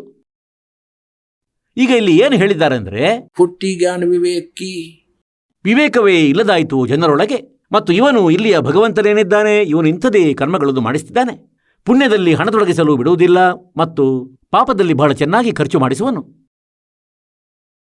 ಮತ್ತು ಚಂಪಾಕಲಿಗೆ 500 ಸೋದರ, ಮನಿರಾಮನಿಗೆ ಕೇವಲ 30. ಇವನು ಇಂಥ ಸಮಸ್ಯೆಯಲ್ಲಿ ಗ್ರಸ್ತನಾಗಿರುವನು, ಹೀಗಾಗಿ ದುಃಖಿಯಾಗಿರುವನು. ಪಾದಗಳನ್ನು ಹಿಡಿದ ಮನಿರಾಮನು, ಹೇ ಭಗವಂತ, ತಮಗೆ ಹೇಗೆ ತಿಳಿದು ಬಂತು? ಆಗ ಪರಮಾತ್ಮ ಹೇಳಿದರು, ಸೋದರ, ನನಗೆ ಹೇಗೆ ತಿಳಿದು ಬಂತು? ಈ ವಿಷಯವಂತೂ ಬಹಳ ಭಿನ್ನವಾಗಿದೆ. ಮತ್ತುಳಿದ ನಿನ್ನ ಉದ್ದೇಶ ವಿಷಯವಂತೂ ಆ ಚಂಪಾಕಲಿಗಿಂತ ಕಡಿಮೆನಿರಲಿಲ್ಲ. ಹೇಳಿದ, ಹೌದು ಸ್ವಾಮಿ, ಹಾಗೆಯೇ ಆಗಿತ್ತು. ಖಂಡಿತ ಇದಂತೂ ನಿಜ. ಈಗ ಜ್ಞಾನವಾಯಿತು. ಪರಮಾತ್ಮನು ಅವನಿಗೆ ಹೇಳಿದರೇನೆಂದರೆ, ಈ ಧನವನ್ನು ನೀನೇನು ಮಾಡುವೆ? ನೀವು ಕಥೆ ಮಾಡುತ್ತಾ ತಿರುಗುತ್ತೀರಿ, ನಿಮಗೆ ಸ್ವತಃ ಜ್ಞಾನವಿಲ್ಲ. पारायण करते फिरेंगे घर घर बार द्वार, आप ज्ञान है नहीं और किसका करो उद्धार। ಯಾವಾಗ ನೀವು ಬೇರೆಯವರನ್ನು ಪಾರು ಮಾಡುವ ಸುಳಿಯಲ್ಲಿ ಅಲೆಯುತ್ತಿರುವಿರಿ, ನಿಮಗೆ ಜ್ಞಾನ ಖಂಡಿತ ಇಲ್ಲ, ಹೇಗೆ ಪಾರು ಮಾಡುವಿರಿ? ಇಂದು ನೀವು ಕಥೆ ಮಾಡುವ ಗುತ್ತಿಗೆಯನ್ನು ತೆಗೆದು ಕುಳಿತಿರುವಿರಿ. ನೀವು ಯಾತಕ್ಕಾಗಿ ಕಥೆಯನ್ನು ಮಾಡುತ್ತಿರುವಿರಿ? ನೀವು ಉದ್ಧಾರ ಮಾಡುವಿರೇನು? ಯಜಮಾನರದು, ಸಾಧಕನದು, ಭಕ್ತರದು? ಯಾವಾಗ ರಾಜ ಪರೀಕ್ಷಿತನಿಗೆ, ಅಂದರೆ ಆ ರಾಜ ಪರೀಕ್ಷಿತನಿಗೆ ಸರ್ಪವು ಕಡಿಯುವುದಿತ್ತು, ಆಗ ಎಲ್ಲರೂ ಯೋಚಿಸಿದ್ರು, ಅಂದರೆ ರಾಜ ಪರೀಕ್ಷಿತನು ಬಹಳ ಒಳ್ಳೆಯ ವ್ಯಕ್ತಿಯಾಗಿದ್ದಾರೆ, ಅವರ ಜೀವನವು ಎಕ್ಸ್ಟೆಂಡ್ ಆಗಲಿ, ಒಳ್ಳೆಯ ಧಾರ್ಮಿಕ ಬೋಧವುಳ್ಳ ರಾಜನು. ಆಗ ಆ ಸಮಯದಲ್ಲಿ ಒಂದು ಉಪಾಯವನ್ನು ಹೇಳಲಾಗಿತ್ತು. ಏನೆಂದರೆ, ಇವರಿಗೆ ಶ್ರೀಮದ್ ಭಗವದ್ಗೀತೆಯ ಕಥೆಯನ್ನು ಇವರಿಗೆ 7 ದಿನಗಳ ಮಟ್ಟಿಗೆ ಕೇಳಿಸಬೇಕು, 7 ದಿನಗಳ ತನಕ ಈ ಕಥೆಯನ್ನು ಮಾಡಿಸಬೇಕು ಎಂದು. ಇದು ಪರಿಹಾರವಾಗಿದೆ ಇದಕ್ಕೆ. ಆಗ ಆ ಸಮಯದಲ್ಲಿ ಗರಿದ್ದಾಸ್ ಸಾಹೇಬರು ಹೇಳಿದರು ಏನೆಂದರೆ, ಆ ಸಮಯದಲ್ಲಿ ಈ ವಸಿಷ್ಠ ಮುನಿಗಳು ಕೂಡ ಅಲ್ಲೇ ಇದ್ದರು. ಮತ್ತು ಯಾರು? ವ್ಯಾಸರು ಈ 18 ಪುರಾಣಗಳು, ಸುಧಾಸಾಗರ, ಶ್ರೀಮದ್ ಭಗವದ್ಗೀತೆಯನ್ನು ಬರೆದಿದ್ದಾರೆ. ಅವರು ಕೂಡ ಅಲ್ಲಿಯೇ ವಿದ್ಯಮಾನರಾಗಿದ್ದರು. ಯಾರಿಗೂ ಧೈರ್ಯವಾಗಲಿಲ್ಲ ಕಥೆಯನ್ನು ಕೇಳಿಸುವಂಥದ್ದು. ಏಕೆಂದರೆ 7ನೇ ದಿನದಂದು ಫಲಿತಾಂಶ ಬರುವುದಿತ್ತು ಮತ್ತು ಅವನ ಗುಟ್ಟು ತೆರೆಯಲಿತ್ತು. ಎಲ್ಲರೂ ಹಿಂದಕ್ಕೆ ಸರಿದರು. ಸುಖದೇವ ಋಷಿಯು ಕರೆಯಲ್ಪಟ್ಟರು ಸ್ವರ್ಗದಿಂದ, ವಿಮಾನದಲ್ಲಿ ಕುಳಿತು ಬಂದರು ಸ್ವರ್ಗದಿಂದ. ಅವರು 7 ದಿನಗಳ ತನಕ ಕಥೆಯನ್ನು ಕೇಳಿಸಿದರು ಮತ್ತು 7 ದಿನಗಳ ತನಕ ಕಥೆಯನ್ನು ಕೇಳಿಸಿದರು ಕಂಟಿನ್ಯೂಸ್ಲಿ. ಮತ್ತು ಆ ಕಡೆಯಿಂದ ಅವನಿಗೆ ತಿಳಿದಿತ್ತು, ಅಂದರೆ 7ನೇ ದಿನ ಇವನ ಮೃತ್ಯು ಆಗುವುದು. ಹಾಗಾಗಿ ಈ ಸ್ಥಿತಿಯಲ್ಲಿ ಯಾವಾಗ ಒಬ್ಬ ವ್ಯಕ್ತಿ ಭಗವಂತನ ಚರ್ಚೆಯನ್ನು ಕೇಳುತ್ತಾನೆ, ಅವನಲ್ಲಿ ವಿಶೇಷ ಶ್ರದ್ಧೆ ಉಂಟಾಗುತ್ತದೆ. ಅವನ ವಿಶೇಷ ಶ್ರದ್ಧೆಯಾಗಿರುತ್ತದೆ. ಅವನಿಗೆ ತಿಳಿದಿದೆ 7ನೇ ದಿನ ಅವನು ಹೋಗುವ ಇರಲಾರ. ಆಗ ಒಂದು ಕ್ಷಣವೂ ಧ್ಯಾನವನ್ನು ಸರಿಸುವುದಿಲ್ಲ ಅಲ್ಲಿಂದ. ಮತ್ತು ಮಾತ್ರವಲ್ಲ, ಕಥೆಯನ್ನು ಕೇಳಿಸುವವನು ಯೋಗ್ಯನಾಗಿರಬೇಕು, ಅಧಿಕಾರಿಯಾಗಿರಬೇಕು, ಆಗಲೇ ಅದರ ಲಾಭ ಸಿಗುವುದು. ಹಾಗೆ ಅವನು 7 ಜನ ಕಥೆಯನ್ನು ಕೇಳಿಸಿದನು ಆ ಸುಖದೇವ ಋಷಿ. ಹಾಗಾದರೆ ಎಷ್ಟರ ಮಟ್ಟಿಗೆ ಉದ್ಧಾರವಾಯಿತು? ಅಂದರೆ ಅವನು ಸ್ವರ್ಗಕ್ಕೆ ಹೊರಟು ಹೋದ. ಏಕೆಂದರೆ ಇಲ್ಲಿಯ ಪ್ರಪಂಚದಿಂದ ಅವನ ಮನಸ್ಸು ಸರಿದು ಹೋಯಿತು. ಮತ್ತವನು ಸ್ವರ್ಗಕ್ಕೆ ಹೋದುದು ಕೇವಲ ಸುಧಾಸಾಗರ, ಅಂದರೆ ಶ್ರೀ ಭಾಗವತ ಕಥೆ ಕೇಳುವುದರಿಂದಲ್ಲ. ಅವನೊಬ್ಬ ಬಹಳ ಪುಣ್ಯಕರ್ಮಿ ಜೀವಾತ್ಮನಾಗಿದ್ದ. ದೊಡ್ಡ ದೊಡ್ಡ ಯಜ್ಞಗಳನ್ನು ಮಾಡುತ್ತಲಿದ್ದ. ಏಕೆಂದರೆ ಆ ಸಮಯದಲ್ಲಿ ಬ್ರಾಹ್ಮಣರು ಏನಿರ್ತಿದ್ರು, ಅವರು ವೇದಗಳ ಪಠಣೆಯನ್ನು ಮಾಡ್ತಿದ್ರು, ವೇದಗಳಲ್ಲಿನ ಮಂತ್ರಗಳ ಪಠಣೆಯನ್ನು ಮಾಡ್ತಿದ್ರು, ಓಂ ನಾಮದ ಜಪವನ್ನು ಮಾಡ್ತಿದ್ರು. ಮತ್ತು ಅದರಿಂದಾಗಿ, ಅಂದರೆ ಹೇಗೋ ಅವರು ವೇದಗಳನ್ನು ಸಾಧನೆ ಮಾಡುತ್ತಲಿದ್ದು ಮತ್ತು ಮಾಡಿಸ್ತಲಿದ್ರು. ಅದು ಯಜ್ಞವಾಗುತ್ತಿತ್ತು, ಧರ್ಮ ಯಜ್ಞವಾಗುತ್ತಿತ್ತು, ಭಂಡಾರವನ್ನು ಮಾಡುತ್ತಿದ್ದರು. ಹಾಗಾಗಿ ಆ ಯಜ್ಞದ ಪರಿಣಾಮದ ಸ್ವರೂಪವಾಗಿ ಅವನು ಸ್ವರ್ಗಕ್ಕೆ ಹೊರಟು ಹೋದ. ಆದರೆ ಆ ಕಥೆಯು ಇಷ್ಟು ಕೆಲಸ ಮಾಡಿತು, ಅದು ಕೂಡ ಅಧಿಕಾರಿಯ ಮೂಲಕ ಕೇಳಿ. ಅಂದರೆ ಅವನ ಶ್ರದ್ಧೆಯು ಇಲ್ಲಿಂದ ಸರಿದು ಮತ್ತು ಶ್ರೀಮದ್ ಭಾಗವತದಲ್ಲಿ ವರ್ಣಿತ ಆ ಸ್ಥಾನದಲ್ಲಿ ಭಗವಂತ ಶ್ರೀಕೃಷ್ಣನ ಮಹಿಮೆಯಿಂದ ಅವನಿಗೆ ಅದರಲ್ಲಿ ಆಸ್ಥೆ ಉಂಟಾಯಿತು. और जहाँ आशा तहाँ बासा हुई, मन कर्म वचन सुमरियो सो. ಈ ಆಧಾರದಿಂದ ಅಲ್ಲಿಗೆ ಹೊರಟು ಹೋದನು. ಹಾಗಾಗಿ ಈ ಕಥೆಗಳಿಂದ ನಾವು ಪುಣ್ಯಾತ್ಮರೇ ಒಂದು ಒಳ್ಳೆಯ ಸಾರಾಂಶವನ್ನು ತೆಗೆಯಬೇಕಾಗಿದೆ, ಉತ್ತಮವಾದದ್ದು, ಮತ್ತು ತಮ್ಮ ಜೀವನವನ್ನು ಅದೇ ರೀತಿಯಲ್ಲಿ ಎರಕಹೊಯ್ಯಬೇಕಾಗಿದೆ. ಈಗ ಅಂತೆಯೇ ಇಂದು ಯಾರನ್ನೂ ಬೇಕಾದರೆ ನೋಡಿ, ಬಹಳಷ್ಟು ಗುರುಗಳಾಗಿದ್ದಾರೆ. ನಾನೂ ಕೂಡ ನಿಮಗಾಗಿ ಪಾಠವನ್ನು ಮಾಡುವೆನು. ಯಾರೋ ಕೈಯಲ್ಲೊಂದು ಚೀಲ ಹಿಡಿದು ಹೊರಟು ಬಿಡುವನು, ನಾನೂ ಕೂಡ ಪಾಠ ಮಾಡುವೆನೆಂದು. ಏಕೆ ಹೊರಟು ಬಿಡುತ್ತಾರೆ? ಏಕೆಂದರೆ ಅವರಿಗೆ ತಿಳಿದಿದೆ ಹಣ ಬೇಕು ಮತ್ತು ಶ್ರದ್ಧಾಳುಗಳಿಗೆ ಸಾಧನೆ ಮಾಡಬೇಕಾಗಿದೆ, ಅನುಷ್ಠಾನ ಮಾಡಿಸಬೇಕಾಗಿದೆ. ಮತ್ತವರು ಸ್ವತಃ ಜ್ಞಾನದಿಂದ ಅಪರಿಚಿತರು, ಶ್ರದ್ಧಾಳುಗಳು. ಹೀಗಾಗಿ ಈ ನಕಲಿ ಗುರುಗಳದು ಮತ್ತು ಪಾಠ ಮಾಡುವವರ ಬೇಳೆ ಬೇಯುತ್ತಲಿದೆ. ಇವರಂತೂ ಇಂತಹ ಪಾಠ ಮಾಡುವವರಾಗಿದ್ದಾರೆ. ಹೇಗೆಂದರೆ, ಒಂದು ಬಾರಿ ಒಬ್ಬ ರಾಜನು ಒಂದು ಮನೆಯನ್ನು ಕಟ್ಟಿಸಿದ, ಒಂದು ಮಹಲನ್ನು. ಮತ್ತು ಅವನಿಗೆ ಬ್ರಾಹ್ಮಣನು ಹೇಳಿಬಿಟ್ಟ, ಅಂದರೆ ಇದರಲ್ಲಿ ವಿದ್ವಾನ ಬ್ರಾಹ್ಮಣರಿಂದ 5-7 ಬ್ರಾಹ್ಮಣರಿಂದ ಜಪವನ್ನು ಮಾಡಿಸು, ಅಂದರೆ ಪಠಣೆಯನ್ನು ಮಾಡಿಸುವುದು, ಮಂತ್ರಗಳ ಜಪವನ್ನು ಮಾಡಿಸು, ವೇದಗಳ ಮಂತ್ರಗಳದ್ದು. ಆಗ ರಾಜನು ಮಂತ್ರಿಗೆ ಹೇಳಿಬಿಟ್ಟ, ಅಂದರೆ, ಮಂತ್ರಿ ನೀನು ಹೋಗು, ಹುಡುಕಿ ಕರೆದುಕೊಂಡು ಬಾ ಬ್ರಾಹ್ಮಣರನ್ನು. ಒಬ್ಬ ಚೆನ್ನಾಗಿ ಕಾಶಿ ವಿದ್ಯಾಪೀಠದಲ್ಲಿ ಓದಿ ಬಂದವನಾಗಿದ್ದ ಒಬ್ಬ ಬ್ರಾಹ್ಮಣ, ಅವನ ಬಗ್ಗೆ ತಿಳಿದು ಬಂತು. ಆ ಮಂತ್ರಿ ಅವನನ್ನು ಕರೆಸಿಕೊಂಡನು. ಅವನು ತನ್ನ ಸಾಧನೆಯನ್ನು ಶುರು ಮಾಡಿದನು. ಪ್ರತಿದಿನ 1 ಮೊಹರು ನಾಣ್ಯವನ್ನು ನೀಡುತ್ತಿದ್ದನು ಆ ಮಂತ್ರಿ ಅವನಿಗೆ ದಕ್ಷಿಣೆಯಾಗಿ. 1-2 ದಿನ ಯಾವಾಗ ಅವನ ಸಾಧನೆ ಆಯಿತು, ಪ್ರತಿದಿನ 1 ನಾಣ್ಯ ಸಿಗುತ್ತಿತ್ತು. 1 ನಾಣ್ಯ ಇಂದು ಪ್ರಸ್ತುತದಲ್ಲಿ ಇಂದಿನ ಲೆಕ್ಕಾಚಾರದಿಂದ ನೋಡಿದರೆ 10-20 ಸಾವಿರದ್ದು ಆಗುವುದು. ಅಂದರೆ ಅದು 10 ಗ್ರಾಮ್ಗಳದ್ದು ಆಗಿರ್ತಿತ್ತು. ಇಂದಂತೂ 25,000 ರೂಪಾಯಿಗೆ 26,000 ರೂಪಾಯಿಗೆ 1 ತೊಲೆ ಆಗಿದೆ. ಹೀಗೆ ಅವನು 1 ನಾಣ್ಯವನ್ನು, ಅಂದರೆ 1 ಮೊಹರನ್ನು ಹಿಡಿದು ಬರುತ್ತಿದ್ದ. ಪ್ರತಿದಿನ ಅವನ ಪತ್ನಿ ಬ್ರಾಹ್ಮಣಿಯು ಹೊಸ ಬಟ್ಟೆಯನ್ನು ಹೊಲಿಸಿಕೊಂಡಳು, ಹೊಸ ಪಾದುಕೆಗಳನ್ನು ತರಿಸಿಕೊಂಡಳು. ಮತ್ತು ನಂತರ ಹೇಗೆಂದರೆ, ಅದೇ ಕಾಲೋನಿಯ ಸ್ತ್ರೀಯರು ಒಂದು ಬಾವಿಯ ಹತ್ತಿರ ನೀರು ತರಲು ಹೋಗುತ್ತಿದ್ದರು. ಆಗ ಅಲ್ಲಿ ನೋಡುತ್ತಾರೆ ಒಬ್ಬರಿಗೊಬ್ಬರು, ಅಂದರೆ ಇವಳಲ್ಲಿ ಈ ಪರಿವರ್ತನೆ ಯಾವ ಕಾರಣದಿಂದಾಯಿತು? ಬಹಳ ಸುಂದರ ಬಟ್ಟೆ ತೊಡುತ್ತಿದ್ದಾಳೆ, ಒಳ್ಳೆಯ ಸುಂದರ ಪಾದುಕೆಗಳನ್ನು ಧರಿಸುತ್ತಿದ್ದಾಳೆ. ಕೇಳಿದಳು ಅವಳಿಗೆ ಬೇರೆ ಬ್ರಾಹ್ಮಣಿಯೊಬ್ಬಳು, ಏನು ಕಾರಣ? ತಾವಂತೂ ಬಹಳ ಒಳ್ಳೆಯ ಬಟ್ಟೆಯನ್ನು ತೊಟ್ಟಿರುವಿರಿ. ಅವಳಾಗ ಹೇಳಿದಳು, ನನ್ನ ಪತಿಯು ರಾಜನಲ್ಲಿ ಜಪ ಮಾಡಲು ಹೋಗುತ್ತಿದ್ದಾರೆ, ಮಂತ್ರಗಳದ್ದು, ವೇದಗಳ ಮಂತ್ರಗಳದ್ದು. ಪ್ರತಿದಿನ ರಾಜ 1 ನಾಣ್ಯವನ್ನು ನೀಡುತ್ತಾನೆ. ಆಗ ಆ ಬ್ರಾಹ್ಮಣಿ ತನ್ನ ಪತಿ ಬ್ರಾಹ್ಮಣನಲ್ಲಿ ಹೇಳಿದಳು, ಅಂದರೆ ಹೀಗೀಗೆ ಅವಳ ಮನೆಯವನು ಪ್ರತಿದಿನ ಅಲ್ಲಿ ಮಂತ್ರಗಳ ಜಪ ಮಾಡಲು ಹೋಗುತ್ತಾನೆ, 1 ನಾಣ್ಯವನ್ನು ಕೊಡುತ್ತಾನೆ ರಾಜ. ತಾವು ಕೂಡ ಹೋಗಿ ಅವನು ಹೇಳಿದೊಡಗಿದ, ನೋಡಮ್ಮ, ಅವನಂತೂ ವಿದ್ವಾನನಾಗಿದ್ದಾನೆ, ಕಾಶಿಯಲ್ಲಿ ಓದಿ ಬಂದಿದ್ದಾನೆ, ನಾನಂತೂ ಹೀಗೆ ಸಾಮಾನ್ಯನು ಹೊಟ್ಟೆಪಾಡಿಗೆ ಬೇಕಷ್ಟು. ಆಗ ಅವಳು ಜಗಳವಾಡತೊಡಗಿದಳು, ಅಂದರೆ ನೀನು ಏನೂ ಮಾಡುವುದಿಲ್ಲ, ನೀನು ಹಾಗೆ ಹೀಗೆ ಅಂದ್ಲು. ಅವನು ಯೋಚಿಸಿದ್ದ, ಇವಳು ದಿನ ಜಗಳವಾಡುವಳು, ನಡೆ ಹೋಗಿ ನೋಡೋಣ. ಅವನು ಹೊರಟು ಬಿಟ್ಟ. ವೇಷಭೂಷಣ ಒಂದೇ ರೀತಿಯಾಗಿತ್ತು ಇಬ್ಬರದು. ಅವನೂ ಬ್ರಾಹ್ಮಣ, ಇವನೂ ಬ್ರಾಹ್ಮಣ. ಬಾಹ್ಯ ಆಡಂಬರದಿಂದ ಈಗ ಅಲ್ಲಿಗೆ ತಲುಪಿದ ಅವನು ಮಂತ್ರಿಯೊಡನೆ ಹೇಳಿದ, ಸೋದರ, ನಾನು ಕೂಡ ಬಂದುಬಿಟ್ಟೆ ಪಾಠ ಮಾಡಲು. ಸರಿ, ಬಂದುಬಿಡು, ಕುಳಿತುಕೊಳ್ಳಿ ಪಂಡಿತರೆ. ನನಗಂತೂ ಅವಶ್ಯವಿತ್ತು. 5-7 ಬ್ರಾಹ್ಮಣರನ್ನು ಒಟ್ಟುಗೂಡಿಸಬೇಕಿತ್ತು. ಅವನನ್ನು ಕುಳ್ಳಿರಿಸಲಾಯಿತು. ಅವರಲ್ಲಿ ಕುಳಿತು ಮಂತ್ರ ಮಾಡುತ್ತಿದ್ದಾರೆ. ಇವನು ಅಲ್ಲಿ ಕುಳಿತುಕೊಂಡ. ಇವನಿಗೆ ಏನೂ ಹೇಳಲು ಬರ್ತಿರಲಿಲ್ಲ. ಅವರು ಹೇಳಿದರು, ಓಂ ಭೂರ್ಭವ ಸ್ವಾಹ, ಭೂರ್ಭವ ಸ್ವಾಹ. ಮತ್ತು ಇವನು ಅವರೇನು ಹೇಳುವರು ಅದನ್ನೇ ಹೇಳುವನು, ಸ್ವಾಹ. ಇವನು ಹೇಳ್ತಾನೆ ಕೇವಲ ಸ್ವಾಹ. ಮತ್ತು ಸಂಜೆಗೆ ಇಬ್ಬರಿಗೂ 1 ನಾಣ್ಯ ದೊರಕಿತು. ನಂತರ 3ನೇ ತಿಳಿಯಿತು, ಅವಳು ತನ್ನ ಪತಿಯನ್ನು ಕಳುಹಿಸಿದಳು ಅಲ್ಲಿ. ಹೀಗೆ ಹೇಳಿ ಕೇಳಿ ಮಾಡಿ ಅವನು ನಿರಾಕರಿಸಿದ. ಬಾಳ, ಅಂದರೆ ಇದು ನನ್ನಿಂದಾಗದು. ಅವನು ಕಳುಹಿಸಲ್ಪಟ್ಟ. ಈಗ ಅವನು ಹೋಗಿ ಅಲ್ಲಿ ಕುಳಿತುಬಿಟ್ಟ. 3ನೇಯವನು ಹೇಳಿದ, ನಾನೂ ಕೂಡ ಬ್ರಾಹ್ಮಣ. ನೋಡಿ ಮಂತ್ರಿಗಳೇ, ಮಂತ್ರಿಗಳು ಹೇಳಿದರು, ಸರಿ ಬಂದುಬಿಡು, ಕುಳಿತುಕೋ ಇಲ್ಲಿ. ದೊಡ್ಡ ದಯ ಮಾಡಿದರು ಭಗವಂತನು, ನೋಡು. ಸ್ವತಃ ಬ್ರಾಹ್ಮಣರನ್ನು ಕಳಿಸಿದರು. ನಾನಂತೂ ಹುಡುಕಿ ಕರ್ತರಬೇಕಾಗಿತ್ತು. ಈಗ 1ನೇಯವನಂತೂ ತನ್ನ ಮಂತ್ರವನ್ನು ಸರಿಯಾಗಿ ಹೇಳುತ್ತಿದ್ದ. 2ನೇಯವನು ಹೇಳ್ತಾನೆ, ಇವನೇನು ಹೇಳ್ತಾನೆ ಸ್ವಾಹ, ಇವನೇನು ಹೇಳ್ತಾನೆ ಸ್ವಾಹ.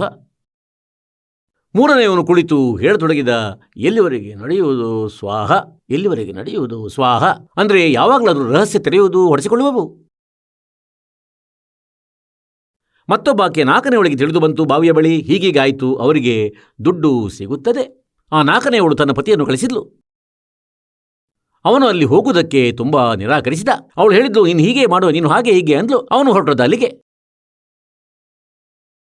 ಅವನನ್ನು ಕುಳ್ಳಿರಿಸಲಾಯಿತು. ಈಗ ಮೊದಲನೇವನಂತೂ ತನ್ನ ಮಂತ್ರವನ್ನು ಜಪಿಸಿ ಹೇಳುತ್ತಾನೆ ಸ್ವಾಹ. ಎರಡನೇವನು ಹೇಳ್ತಾನೆ, ಇವನು ಏನು ಹೇಳ್ತಾನೆ ಸ್ವಾಹ. ಮೂರನೇವನು ಹೇಳ್ತಾನೆ, ಎಲ್ಲಿವರೆಗೆ ನಡೆಯುವುದೋ ಸ್ವಾಹ.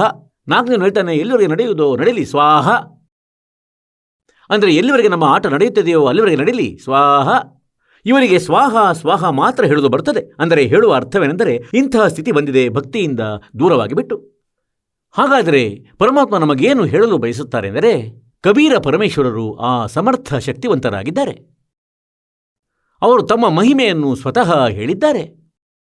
ಮತ್ತದನ್ನು ಹೊರಗೆ ಹಚ್ಚಿದಾಗ ಅದು ಸತ್ಯವಾಗಿ ಸಿಕ್ಕಿತು. ಅಂದರೆ ಯಾವಾಗ ನಾವು ಪರಮಾತ್ಮನನ್ನು ಅರಿತೆವು ಮತ್ತು ಅವರ ಬಗ್ಗೆ ಏನು ಕೇಳಿದೆವು, ಅವರಿಂದಾಗುವ ಲಾಭ ಅದಕ್ಕಿಂತಲೂ ಹೆಚ್ಚು ಸಿಕ್ಕಿತು. ಆಗ ಪರಮಾತ್ಮನ ಮಹಿಮೆ ಸತ್ಯವಾಗಿ ಸಿಕ್ಕಿತು. ಹಾಗಾಗಿ ಅವರು ಸಮರ್ಥ ಶಕ್ತಿವಂತರಾಗಿದ್ದಾರೆ. ಮತ್ತವರ ಶಬ್ದಕೋಶದಲ್ಲಿ ಇಂಪಾಸಿಬಲ್ ವರ್ಡ್ ಇಲ್ಲವೇ ಇಲ್ಲ. सतगुरु जो चावे सो कर ही 14 कोट दूत जम डर ही ऊत भूत जम त्रास निवारे चित्रगुप्त के कागज पाड़े. ಈಗ ಆ ಸಮರ್ಥ ಶಕ್ತಿಯ ಮಹಿಮೆಯನ್ನು ತಮಗೆ ಹೇಳುತ್ತೇವೆ. ಈಗ ಪುಣ್ಯಾತ್ಮರೇ, ಒಂದಂತೂ ಪರಮಾತ್ಮ ನಮಗೆ ಇದನ್ನು ಹೇಳಬಯಸುತ್ತಾರೆ.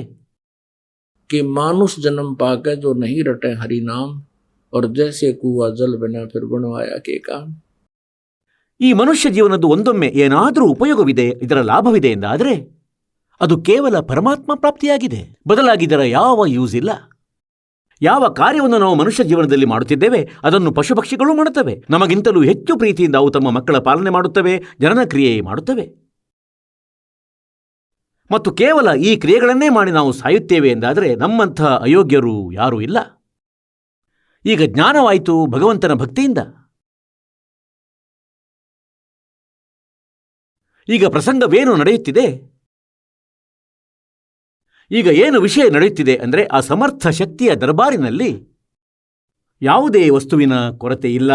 ಒಂದು ವೇಳೆ ನಿಮಗೆ ಲಾಭ ಸಿಗುತ್ತಿಲ್ಲವೆಂದಾದರೆ ತಮ್ಮ ಸೇವೆಯಲ್ಲಿ ಕೊರತೆ ಇದೆ. ಅಂದರೆ ತಮ್ಮ ಸೇವೆ, ಸ್ಮರಣೆ, ಭಕ್ತಿಯಲ್ಲಿ, ಶ್ರದ್ಧೆಯಲ್ಲಿ ಏನೋ ಕೊರತೆ ಇದೆ, ಅದನ್ನು ಸರಿಪಡಿಸಿ. ನಂತರ ನೋಡಿ ಏಕೆ ಲಾಭವಾಗುವುದಿಲ್ಲ. ಈಗ ಇವರು ಆ ಪರಮಾತ್ಮ ಅಂದರೆ मासा घटे न तिल बधे विध ना लिखे जो लेख और सच्चा सतगुरु मेठ के ऊपर मारे मेघ. ಈಗ ನಮ್ಮ ಬಳಿ, ಈ ದಾಸನ ಬಳಿ ಇಂತಹ ಸಾವಿರಾರು ಪತ್ರಗಳು ಬಂದಿವೆ. ಅವುಗಳಲ್ಲಿ ಅವರು ತಮ್ಮ ಇಂತಿಂಥ ದುಃಖ ನೋಭರಿತ ಅನುಭವಗಳನ್ನು ಬರೆದಿದ್ದಾರೆ. ಒಬ್ಬ ಹೇಳಿದನು ಏನೆಂದರೆ, ನನಗೊಬ್ಬ ಜ್ಯೋತಿಷಿಯಾದವನು ಹೇಳಿದ, ಹಸ್ತರೇಖಾ ತಜ್ಞ ಪಾಮಿಸ್ಟ್ ಒಬ್ಬ ಹೇಳಿದನು, ಅಂದರೆ ಯಾವಾಗ ನೀನು 27 ವರ್ಷದವನಾಗುವೆ ಆಗ ನಿನ್ನ ಮೃತ್ಯು ಆಗುವುದು. ನನಗೆ ಚಿಂತೆ ಉಂಟಾಯಿತು. ನಾನು ಮತ್ತೊಬ್ಬ ಪಾಮಿಸ್ಟನಿಗೆ ತೋರಿಸಿದೆ. ಅವನು ಕೂಡ ಇದನ್ನೇ ಹೇಳಿದ. ಚಿಂತೆ ಉಂಟಾಗಿ ಎದೆ ಬಡಿತ ಜಾಸ್ತಿ ಆಯಿತು. ಅಂದರೆ ಸತ್ತು ಹೋದೆ ಸೋದರ. ಆಗ ನನ್ನ ವಯಸ್ಸು 20-21 ವರ್ಷ. ನನ್ನಿಂದ ಇರಲಾಗಲಿಲ್ಲ. ನಾನು ಕೇಳಿದೆ, ಇನ್ಯಾರಾದರೂ ಜ್ಯೋತಿಷಿ ಇದ್ದಾರೆ ಎಲ್ಲಾದರೂ? ಅಲ್ಲಿ ಯಾರಲ್ಲೋ ಕೇಳಿದೆ. ಆ ಮೂರನೆಯವ ಖಂಡಿತವಾಗಿ ಸತ್ಯವನ್ನೇ ಹೇಳುತ್ತಾನೆ. ಅವನಲ್ಲಿ ಕೇಳಿದರೆ ಅವನು ಕೂಡ ಇದನ್ನೇ ಹೇಳಿದ. ಅಂದರೆ ನಿನ್ನದಂತೂ 27 ವರ್ಷಗಳ ಆಯಸ್ಸು. ಈಗ ನಾನು ಯೋಚಿಸಿದೆ, ಅಂದರೆ ಸೋದರ ಸತ್ತು ಹೋದೆ ನೀನಂತೂ. ವಿಷಯ ಬಿಗಡಾಯಿಸಿತು. ಮನೆಯವರು ಹೇಳ್ತಾರೆ, ನೀನು ಮದುವೆ ಮಾಡಿಕೋ, ಮದುವೆ ಆಗು. ಮತ್ತು ನಾನು ನಿರಾಕರಿಸುವೆ. ಮತ್ತು ನನಗೆ ಹೇಳಲಾಗ್ತಿಲ್ಲ ಯಾವ ಕಾರಣದಿಂದ ನಿರಾಕರಿಸುತ್ತಿದ್ದೇನೆಂದು. ಏಕೆಂದರೆ ಇವರಿಗೂ ಚಿಂತೆ ಉಂಟಾಗುವುದು, ನಾನಂತೂ ಮೊದಲೇ ದುಃಖಿ. ಹೀಗಾಗಿ ಪೂರ್ತಿಯಾಗಿ ಊಟ ತಿಂಡಿ ಕೂಡ ಬಿಟ್ಟು ಹೋಯಿತು. ಹಾಗೇನೆ ಅವನು ಸತ್ಸಂಗವನ್ನು ಕೇಳಿದ. ಒಂದು ದಿನ ಯಾರೊಬ್ಬ ಭಕ್ತನು ಕೇಳಿದ, ಅಂದರೆ ಏನು ಸಂಕಟವಿದೆ ನಿನಗೆ? ಅವನಿಗೂ ಹೇಳಲಿಲ್ಲ. ಅಂದರೆ ಅವನು ಎಲ್ಲಾದರೂ ಮನೆಯವರಿಗೆ ಹೇಳಿದರೆ ಅವರು ಚಿಂತೆಯಲ್ಲಿ ಸತ್ತು ಹೋಗುವರೆಂದು ಹೇಳತೊಡಗಿದ. ನನಗೆ ಯಾವುದೋ ಕಷ್ಟವಿದೆ ಸೋದರ, ನಾನು ಸರಿ ಹೋಗುತ್ತಿಲ್ಲ, ಚಿಕಿತ್ಸೆ ಮಾಡಿಕೋ ಎಲ್ಲಾದರೂ. ಭಕ್ತನು ಹೇಳಿದ, ಅಂದರೆ ನಾನು ಎಲ್ಲ ಚಿಕಿತ್ಸೆಯನ್ನು ಮಾಡಿಸಿದೆ, ಆದರೆ ಆರಾಮವಾಗುತ್ತಿಲ್ಲ. ಆಗ ಭಕ್ತ ಹೇಳಿದ, ನಮ್ಮ ಗುರುಗಳ ಬಳಿ ನಡೆ, ದೀಕ್ಷೆಯನ್ನು ಪಡೆ. ಆವಾಗ ಅವನೇನು ಪಾಮಿಸ್ಟಿಗೆ ಕೈ ತೋರಿಸಿ ಬಂದಿದ್ದ, ಯಾರು ಭವಿಷ್ಯ ಬಗ್ಗೆ ಕೇಳಿದ್ದ, ಅವನು ಹೇಳತೊಡಗಿದ, ನನ್ನ ಕಾಯಿಲೆಗೆ ಚಿಕಿತ್ಸೆ ಇಡೀ ಪೃಥ್ವಿಯ ಮೇಲೆ ಇಲ್ಲ. ಆಗ ಭಕ್ತನು ಹೇಳಿದ, ನಮ್ಮ ಗುರುಗಳ ಬಳಿ ನಿನ್ನ ರೋಗದ ವಿಷಯವನ್ನು ಹೇಳು. ಹೇಳ್ತಾರೆ ಪರಮಾತ್ಮ ಕಬೀರರು ಏನಿದ್ದಾರೆ ಅವರು ಆಯಸ್ಸನ್ನು ಹೆಚ್ಚಿಸ್ತಾರೆ. ಅವನು ಕೇಳಿದ, ನಿಜವೇ? ಹೌದು, ಖಂಡಿತ ಸತ್ಯ. ನಿಜವಾದ ಮಾತೇನು? ಹೌದು, ಸತ್ಯವಾದ ಮಾತು. ಭಕ್ತನ ಹೇಳಿಕೆಯಿಂದ ಅವನಿಗೆ ಸ್ವಲ್ಪ ಆಶಾಕಿರಣ ಮೂಡಿತು. ಅಂದ್ರೆ ಹೋಗಿ ನೋಡುತ್ತೇನೆ ಬಂದುಬಿಟ್ಟ. ಸತ್ಸಂಗವನ್ನು ಕೇಳಿದನು. ಪರಮಾತ್ಮನ ಕೃಪೆಯಿಂದ ಒಬ್ಬಿಬ್ಬರ ಪರಿಚಯ ಇವನಿಗೆ ಆ ಭಕ್ತ ಮಾಡಿಸಿದ್ರು. ಆ ಭಕ್ತ ಇವನ ಬಗ್ಗೆ ಯಾರಿಗೂ ಏನೂ ಹೇಳಿಲ್ಲ. ಈಗ ಆ ಭಕ್ತ ಆತನ ಪರಿಚಯಸ್ಥ ಭಕ್ತನ ಬಗ್ಗೆ ಇವನಿಗೆ ಹೇಳ್ತಾನೆ, ಕೇಳು, ಇವನ ಮೃತ್ಯು ಹೇಗೆಂದು ಹೇಳಿಡಲಾಗಿತ್ತು. ಅವನು ಹೇಳ್ದ ಏನಂದ್ರೆ, ನನಗೆ ಯಮದೂತರು ಕೊಂಡೊಯ್ದಿದ್ದರು. ಯಾರತ್ರ ಹೇಳ್ತಾನೆ? ಪಾಮಿಷ್ಟಿಗೆ ಕೈ ತೋರಿಸಿದವನ ಹತ್ರ. ಅವನಿಗೆ ಮತ್ತೊಬ್ಬ ಭಕ್ತ ಹೇಳ್ತಿದ್ದ, ನನ್ನ ಸಮಯ ಪೂರ್ಣವಾಗಿತ್ತು, ನನ್ನನ್ನು ಯಮದೂತರು ಕರೆದೊಯ್ಯಲು ಬಂದಿದ್ದರು. ನನ್ನನ್ನು ಬಲವಂತವಾಗಿ ಕೊಂಡೊಯ್ದರು. ಮೇಲೆ ನಾಮದೀಕ್ಷೆಯನ್ನು ಪಡೆದಿದ್ದೆ. ಮೇಲೆ ಹೋಗಿ ನೋಡಿದೆ. ಧರ್ಮರಾಜನು ನನ್ನ ಅಕೌಂಟನ್ನು ತೆಗೆದ. ಹೇಳತೊಡಗಿದ, ಸೋದರ, ಇವನ ಆಯಸ್ಸು ಖಂಡಿತವಾಗಿಯೂ ಇಷ್ಟೇ ಆಗಿದೆ. ಇವನನ್ನು ಕುಕ್ಕು ನರಕದಲ್ಲಿ. ಅದೇ ಸಮಯ ಪರಮಾತ್ಮ ಈ ದಾಸನ ರೂಪದಲ್ಲಿ ತಲುಪಿದರು. ಅಂದರೆ ಎಚ್ಚರಿಕೆ, ಬಿಟ್ಟುಬಿಡು ಇವನನ್ನು. ಧರ್ಮರಾಜ ಹೇಳತೊಡಗಿದ, ಮಹಾರಾಜರೇ, ಏನಂದ್ರೆ ನನ್ನ ಅಕೌಂಟ್ನಲ್ಲಂತೂ ಇವನ ಆಯಸ್ಸು ಇಷ್ಟೇ ಇದೆ. ಹೇಳಿದ್ರು, ನಿನ್ನ ಅಕೌಂಟನ್ನಂತೂ ನಾನು ಸ್ವತಃ ಪೂರ್ಣಗೊಳಿಸುವೆ, ಬಿಡು ಇವನನ್ನು. ಆಗ ಧರ್ಮರಾಜ ನೋಡಿದ, ಅಂದ್ರೆ ಅಕೌಂಟಲ್ಲಿ, ಅವನ ಖಾತೆಯಲ್ಲಿ ಅವನದು 80 ವರ್ಷಗಳ ಆಯಸ್ಸಾಗಿ ಹೋಯಿತು. ಎಲ್ಲಿ 30 ವರ್ಷಗಳ ಆಯಸ್ಸಿನಲ್ಲಿ ಮರಣವಾಗಬೇಕೆಂದಿತ್ತೋ ಅಲ್ಲಿ. ಹೇಳ್ತಾನೆ, ನಾನು ಹಿಂದಿರುಗಿ ಬಂದೆ, ಬಿಟ್ಟು ಬಿಟ್ಟರು. ಮತ್ತು ಮರಳಿ ಬಂದಾಗ ನನ್ನ ಕೈಕಾಲುಗಳು ಕೆಲಸ ಮಾಡ್ತಿರ್ಲಿಲ್ಲ. ಇದು ನಿದ್ರೆಯಲ್ಲಿ ಆದಂಥ ಮಾತಾಗಿತ್ತು. ಅಂದರೆ ರಾತ್ರಿಯಲ್ಲಿ ಕನಸಿನ ರೀತಿಯಲ್ಲಿ ನನ್ನ ಕೈಕಾಲುಗಳು ಕೆಲಸ ಮಾಡ್ತಿರ್ಲಿಲ್ಲ. 1 ಗಂಟೆ ನಂತರ ನನ್ನ ಕೈಕಾಲುಗಳು ನಿಧಾನವಾಗಿ ಅಲುಗಾಡತೊಡಗಿದವು. ನನ್ನ ಶರೀರವು ಪೂರ್ತಿ ಬೆವರಿನಿಂದ ಒದ್ದೆಯಾಗಿತ್ತು. ಒಂದೊಮ್ಮೆ ಇಂಥ ಸ್ಥಿತಿ ಆಗದೇ ಇರ್ತಿದ್ರೆ ನಾನು ಯೋಚಿಸ್ತಿದ್ದೆ, ನಾನು ಕನಸು ಕಂಡಿರಬಹುದೆಂದು. ಹಾಗಾಗಿ ಪುಣ್ಯಾತ್ಮರೇ, ಅವನಿಗೆ ನಂಬಿಕೆ ಬಂತು, ಉಪದೇಶವನ್ನು ಪಡೆದ.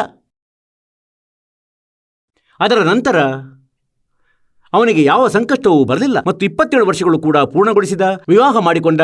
ವಿವಾಹವಾದ ನಂತರ ನಂಬಿಕೆ ಆಗಲಿಲ್ಲ ಅವನಿಗೆ ಈ ವಿಷಯ, ಅಂದರೆ 27 ವರ್ಷಗಳು ಪೂರ್ಣಗೊಂಡವು ಎಂದು. ನಂತರ ಅವನು ಮತ್ತೆ ಪಾಮಿಷ್ನ ಮನೆಗೆ ಹೋದ. ಏಕೆಂದರೆ ಇದು ದೊಡ್ಡ ಒಂದು ಅವಗುಣವಾಗಿದೆ, ನಮ್ಮೊಳಗೆ ಕೊರತೆ ಇದೆ. ಅವನು ಪಾಮಿಷ್ಟಿಗೆ ತೋರಿಸಲು ಹೋದ. ಉಪದೇಶ ಪಡೆದ ನಂತರವೂ ಪಾಮಿಷ್ನ ಬಳಿ ಬೇರೆ ಪಾಮಿಷ್ನಿಗೆ 3ನೇಯ 4ನೇವನು ಅವರು ಹೇಳಿದರು, ನಿನ್ನದಂತೂ ಆಯಸ್ಸು ಹೆಚ್ಚಳವಾಗಿದೆ, ನಿನ್ನ ಆಯಸ್ಸಂತೂ ಬಹಳ ದೀರ್ಘವಾಗಿದೆ. ಪುನಃ ಅವನು ಹೋದ. ಅವನದೇ ಬಳಿ ಎಲ್ಲಿ ಮೊದಲು ತೋರಿಸಿದ್ದ. ಪಾಮಿಷ್ಟಿಗೆ ಗೊತ್ತಿರಲಿಲ್ಲ, ಅಂದರೆ ಇವನು ಮೊದಲು ಕೂಡ ಕೈ ತೋರಿಸಿಕೊಂಡು ಹೋಗಿದ್ದನೆಂದು. ಅವನು ಹೇಳತೊಡಗಿದ, ನಿನ್ನ ವಯಸ್ಸಂತೂ ಬಹಳ ದೀರ್ಘವಾಗಿದೆ, ವೃದ್ಧನಾಗಿ ಮರಣ ಹೊಂದುವೆ ನೀನು. ಆಗ ಅವನು ಆ ಪಾಮಿಷ್ಟಿಗೆ ಹೇಳಿದ, ಅಂದರೆ ತಾವು ಅಂದು ನನ್ನದು 27 ವರ್ಷಗಳ ಆಯಸ್ಸೆಂದು ಹೇಳಿದ್ದಿರಿ. ಆಗ ಅವನು ಹೇಳಿದ, ಸೋದರ, 27 ವರ್ಷಗಳಿದ್ದಾಗ ಅದನ್ನು ನಾನು ಹೇಳಿದ್ದೆ ನಿನ್ನ ರೇಖೆಯಲ್ಲಿ ನೋಡಿ. ಆದರೆ ಇಂದು 27 ಅಲ್ಲವೇ ಅಲ್ಲ, ಇಂದಂತೂ ಬಹಳ ದೀರ್ಘ, 80-85 ವರ್ಷಗಳದ್ದಿದೆ. ಆಗ ಹೇಳಿದ, ಅಂದರೆ ಆ ಭಕ್ತ ಹೇಳ್ತಾನೆ ಆ ಜ್ಯೋತಿಷಿಯೊಡನೆ, ಏನಂದರೆ ಬಂದುಬಿಡು, ನೀನು ಕೂಡ ದೀಕ್ಷೆಯನ್ನು ಪಡೆ. ನೋಡಿ, ಜ್ಯೋತಿಷಿ ಏನಿರ್ತಾನೆ ಅವನು ಹೇಳಬಲ್ಲನು. ಅಂದರೆ ನಿನ್ನ ಭಾಗ್ಯದಲ್ಲಿ ಇಂತಿಷ್ಟೇ ಆಯಸ್ಸೆಂಬುದು ಇದೆ ಮತ್ತು ನಿನಗೆ ಇಷ್ಟು ಧನ ಪ್ರಾಪ್ತವಾಗಬಹುದು, ಸಂಪತ್ತು ಪ್ರಾಪ್ತವಾಗಬಹುದು ನಿನ್ನ ಜೀವನದಲ್ಲಿ. ಆದರೆ ಅವನು ಅದರಲ್ಲಿ ಹೆಚ್ಚು ಕಡಿಮೆ ಮಾಡಲಾರನು, ಅವನು ಹೆಚ್ಚಿಸಲಾರನು. ಮತ್ತು ಪರಮಾತ್ಮ ಹೇಳ್ತಾರೇನೆಂದರೆ, ನೀನು ಪಾಮಿಷ್ಟಿಗೆ ಬೇಕಾದರೆ ತೋರಿಸು ಅಥವಾ ತೋರಿಸಿದರು. ಮತ್ತು ಈಗ ಪರಮಾತ್ಮನಂತೂ ನಿನ್ನ ಆಯಸ್ಸನ್ನು ವೃದ್ಧಿಸುವನು ಮತ್ತು ಧನ ನಿನ್ನ ಭಾಗ್ಯದಲ್ಲಿ ಇರದಿದ್ದರೂ ತಮಗೆ ಧನವನ್ನು ನೀಡುವನು. ಆದರೆ ಇಷ್ಟನ್ನೇ ನೀಡುವನು, ನಿನಗೆ ಹಾನಿ ಮಾಡದಷ್ಟು. ಏಕೆಂದರೆ ಮಾಯೆ ಈ ಜೀವಾತ್ಮದ ಶತ್ರುವಾಗಿದೆ. ಇದು ಕಾಲನ ದೂತ ಆಗಿರುತ್ತದೆ. ಇಲ್ಲಿಯ ಸುಳ್ಳು ಸುಖವನ್ನು ತೋರಿಸಿ, ಅಂದರೆ ರಾವಣನ ಬಗ್ಗೆ ಹೇಳ್ತಾರೆ. ರಾವಣನ ರಾಜ್ಯದಲ್ಲಿ ವಜ್ರ, ಪಚ್ಚೆ ಮತ್ತು ಒಡವೆಗಳು ಹೀಗೆ ಮಾರಾಟವಾಗುತ್ತಿದ್ದವು. ಹೇಗೆಂದರೆ ನಮ್ಮ ಮಂಡಿಗಳಲ್ಲಿ ಗೋಧಿ ಮತ್ತು ಧಾನ್ಯ ಮಾರಾಟವಾದಂತೆ. ಇಷ್ಟು ರಿಚ್ ರಾಜನಾಗಿದ್ದ, ಕಿಂಗ್ ಆಗಿದ್ದ ಅವನು. ಮತ್ತು ಅಂತ್ಯದಲ್ಲಿ ಸ್ವಲ್ಪವೂ ಅವನೇನು ಒಯ್ಯಲಿಲ್ಲ. ಮೃತ್ಯು ಆಯಿತು, ಭಕ್ತಿಯನ್ನು ಸರಿಯಾಗಿ ಮಾಡಲಿಲ್ಲ. ತಮೋಗುಣ ಶಿವನ ಭಕ್ತಿಯನ್ನು ಮಾಡುತ್ತಲಿದ್ದ, ಜೀವನವನ್ನು ವ್ಯರ್ಥಗೊಳಿಸಿ ಹೋದ. ಹಾಗಾಗಿ ಹೇಳುವ ಅರ್ಥ ಇದಾಗಿದೆ, ಅಂದರೆ ಸತ್ಯ ಸಾಧನೆಯನ್ನು ಮಾಡಬೇಕು. ಉಪದೇಶವನ್ನು ಪಡೆದ ಬಳಿಕ ಯಾವುದೇ ಪಾಮಿಷ್ನ ಬಳಿ ಹೋಗಬಾರದು. ಅಲ್ಲಿ ಹೋಗುವುದರಿಂದ ತಮ್ಮ ಭಕ್ತಿ ಖಂಡವಾಗುವುದು. ಭಗವಂತನಲ್ಲಿ ಅವಿಶ್ವಾಸ ಉಂಟಾದಾಗ ಪರಮಾತ್ಮ ಕೋಪಗೊಳ್ಳುವನು. ಹೀಗೆ ಈ ನಿಯಮಗಳನ್ನು ಪಾಲಿಸುತ್ತಾ ತಾವು ಸಾಧನೆಯನ್ನು ಮಾಡಿರಿ ಮತ್ತು ನಂತರ ನೋಡಿರಂತೆ ಭಗವಂತನ ಭಕ್ತಿಯ ಚಮತ್ಕಾರ. ಮಾಸ ಗಟೆ ನ ತೆಲ್ ಬಧೆ बिदना लिखे दुलेख, सच्चा सतगुरु मेट कर ऊपर मारे मेख।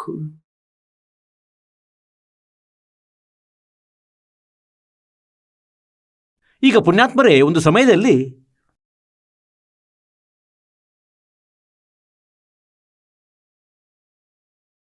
ಒಬ್ಬ ಸಿಕಂದರ್ ಲೋಧಿ ಎಂಬ ಹೆಸರಿನ ರಾಜನಿದ್ದ. ಸಿಕಂದರ್ ಲೋಧಿ ದಿಲ್ಲಿಯ ಬಾದ್ಶಾನಾಗಿದ್ದ ಮತ್ತು ಅವರಿಗೆ ಅಸಾಧ್ಯವಾದ ರೋಗ ಉಂಟಾಯಿತು. ಈಗ ರಾಜನ ಬಳಿಯಂತೂ ಎಲ್ಲ ವ್ಯವಸ್ಥೆಗಳಿರುತ್ತವೆ, ಅವನ ಬಳಿ ಧನವೂ ಕೂಡ ತುಂಬ ಇರುತ್ತದೆ ಮತ್ತು ವೈದ್ಯರು ಡಾಕ್ಟರ್ಗಳು ಕೂಡ ಅವರ ಬಳಿ ಬಹಳಷ್ಟು ಒಳ್ಳೊಳ್ಳೆಯವರಿರುತ್ತಾರೆ ಮತ್ತು ಸಾಧು ಸಂತ ಫಕೀರರು ಇರುತ್ತಾರೆ. ಅವರು ಯಂತ್ರತಂತ್ರ ಮಾಡುತ್ತಾರೆ. ಆಧ್ಯಾತ್ಮಿಕ ಗುರುಗಳು ಅವರ ಬಳಿ ಬಹಳ ಇರುತ್ತಾರೆ. ಎಲ್ಲ ಸೌಕರ್ಯಗಳು ಲಭ್ಯವಿದ್ದವು. ಆದರೆ ಅವರ ಆ ಅಸಾಧ್ಯ ರೋಗವೇನಿತ್ತು? ಉರಿ ರೋಗವಾಗಿತ್ತು. ಉರಿ ರೋಗ ಹೀಗಿರುತ್ತದೆ ಹೇಗೆಂದರೆ, ಶರೀರದ ಮೇಲೆ ಯಾವುದೇ ಅಂಗದ ಮೇಲೆ ಸುಡುವ ಚಹಾ ಬಿದ್ದರೆ ಅಥವಾ ಬೆಂಕಿ ಅಗ್ನಿ ಬಿದ್ದರೆ, ದೀಪ ಬಿದ್ದರಂತೂ ಅದು ಸುಟ್ಟು ಹೋಗುತ್ತದೆ. ಅದರಿಂದ ಎಷ್ಟು ನೋವುಂಟಾಗುತ್ತದೆ, ಯಾರಿಗೆ ಸುಟ್ಟಿದೆ ಅವರು ಅರಿತಿರಬಹುದು. ಅಷ್ಟು ನೋವುಂಟಾಗುತ್ತದೆ, ಬಹಳ ಕೆಟ್ಟ ಪರಿಸ್ಥಿತಿಯಾಗುತ್ತದೆ. ಮತ್ತು ಉರಿ ರೋಗ ಹೀಗೆಯೇ ನೋವು ಸಂಕಟಯುಕ್ತವಾಗಿರುತ್ತದೆ. ಆದರೆ ಅದರ ಮೇಲೆ ಸುಟ್ಟಿರುವಂತೆ ಕಾಣದು, ಅಂದರೆ ಅವನಿಗೆ ಮೈಯಲ್ಲಿ ಸುಟ್ಟು ಹೋಗಿದೆ ಎಂದು. ಇಷ್ಟು ಭಯಂಕರ ನೋವಿನಿಂದ ಅವನು ಪೀಡಿತನಾಗಿದ್ದ ಆ ಸಿಕಂದರ್ ಲೋಧಿ ಎಲ್ಲ ಕಡೆ ಚಿಕಿತ್ಸೆ ಮಾಡಿಸಿದ, ಎಲ್ಲೆಡೆಯಲ್ಲೂ. ಈಗ ರಾಜನ ಬಳಿಯಂತೂ ಹೇಗೆಂದರೆ, ಒಬ್ಬ ವೈದ್ಯನ ಅಗತ್ಯವಿದ್ದರೆ 4 ಕರೆದು ನಿಲ್ಲಿಸುವನು ಮಂತ್ರಿ ಮತ್ತು ಕೇಳಿದಷ್ಟು ಹಣ ನೀಡುವೆ, ಅಂದರೆ ಯಾರು ನನ್ನನ್ನು ಸ್ವಸ್ಥಗೊಳಿಸುವರು ಅವನಿಗೆ ಕೇಳಿದಷ್ಟು ಇನಾಮು, ಏನು ಹಣ ತೆಗೆದುಕೊಳ್ಳುವ ಅದಕ್ಕೆ ಎಕ್ಸ್ಟ್ರಾ ಕೊಡುವೆ. ಈಗ ವೈದ್ಯರುಗಳು ಹೇಳಿದ್ರು, ಮಹಾರಾಜರೇ, ನಾವು ಇಂದಿನ ತನಕ ಯಾರಿಗೆ ಟ್ರೀಟ್ಮೆಂಟ್ ಕೊಟ್ಟಿದ್ದೇವೆಯೋ ಅವರ ರೋಗವೆಲ್ಲ ಮಾಯವಾಗಿವೆ.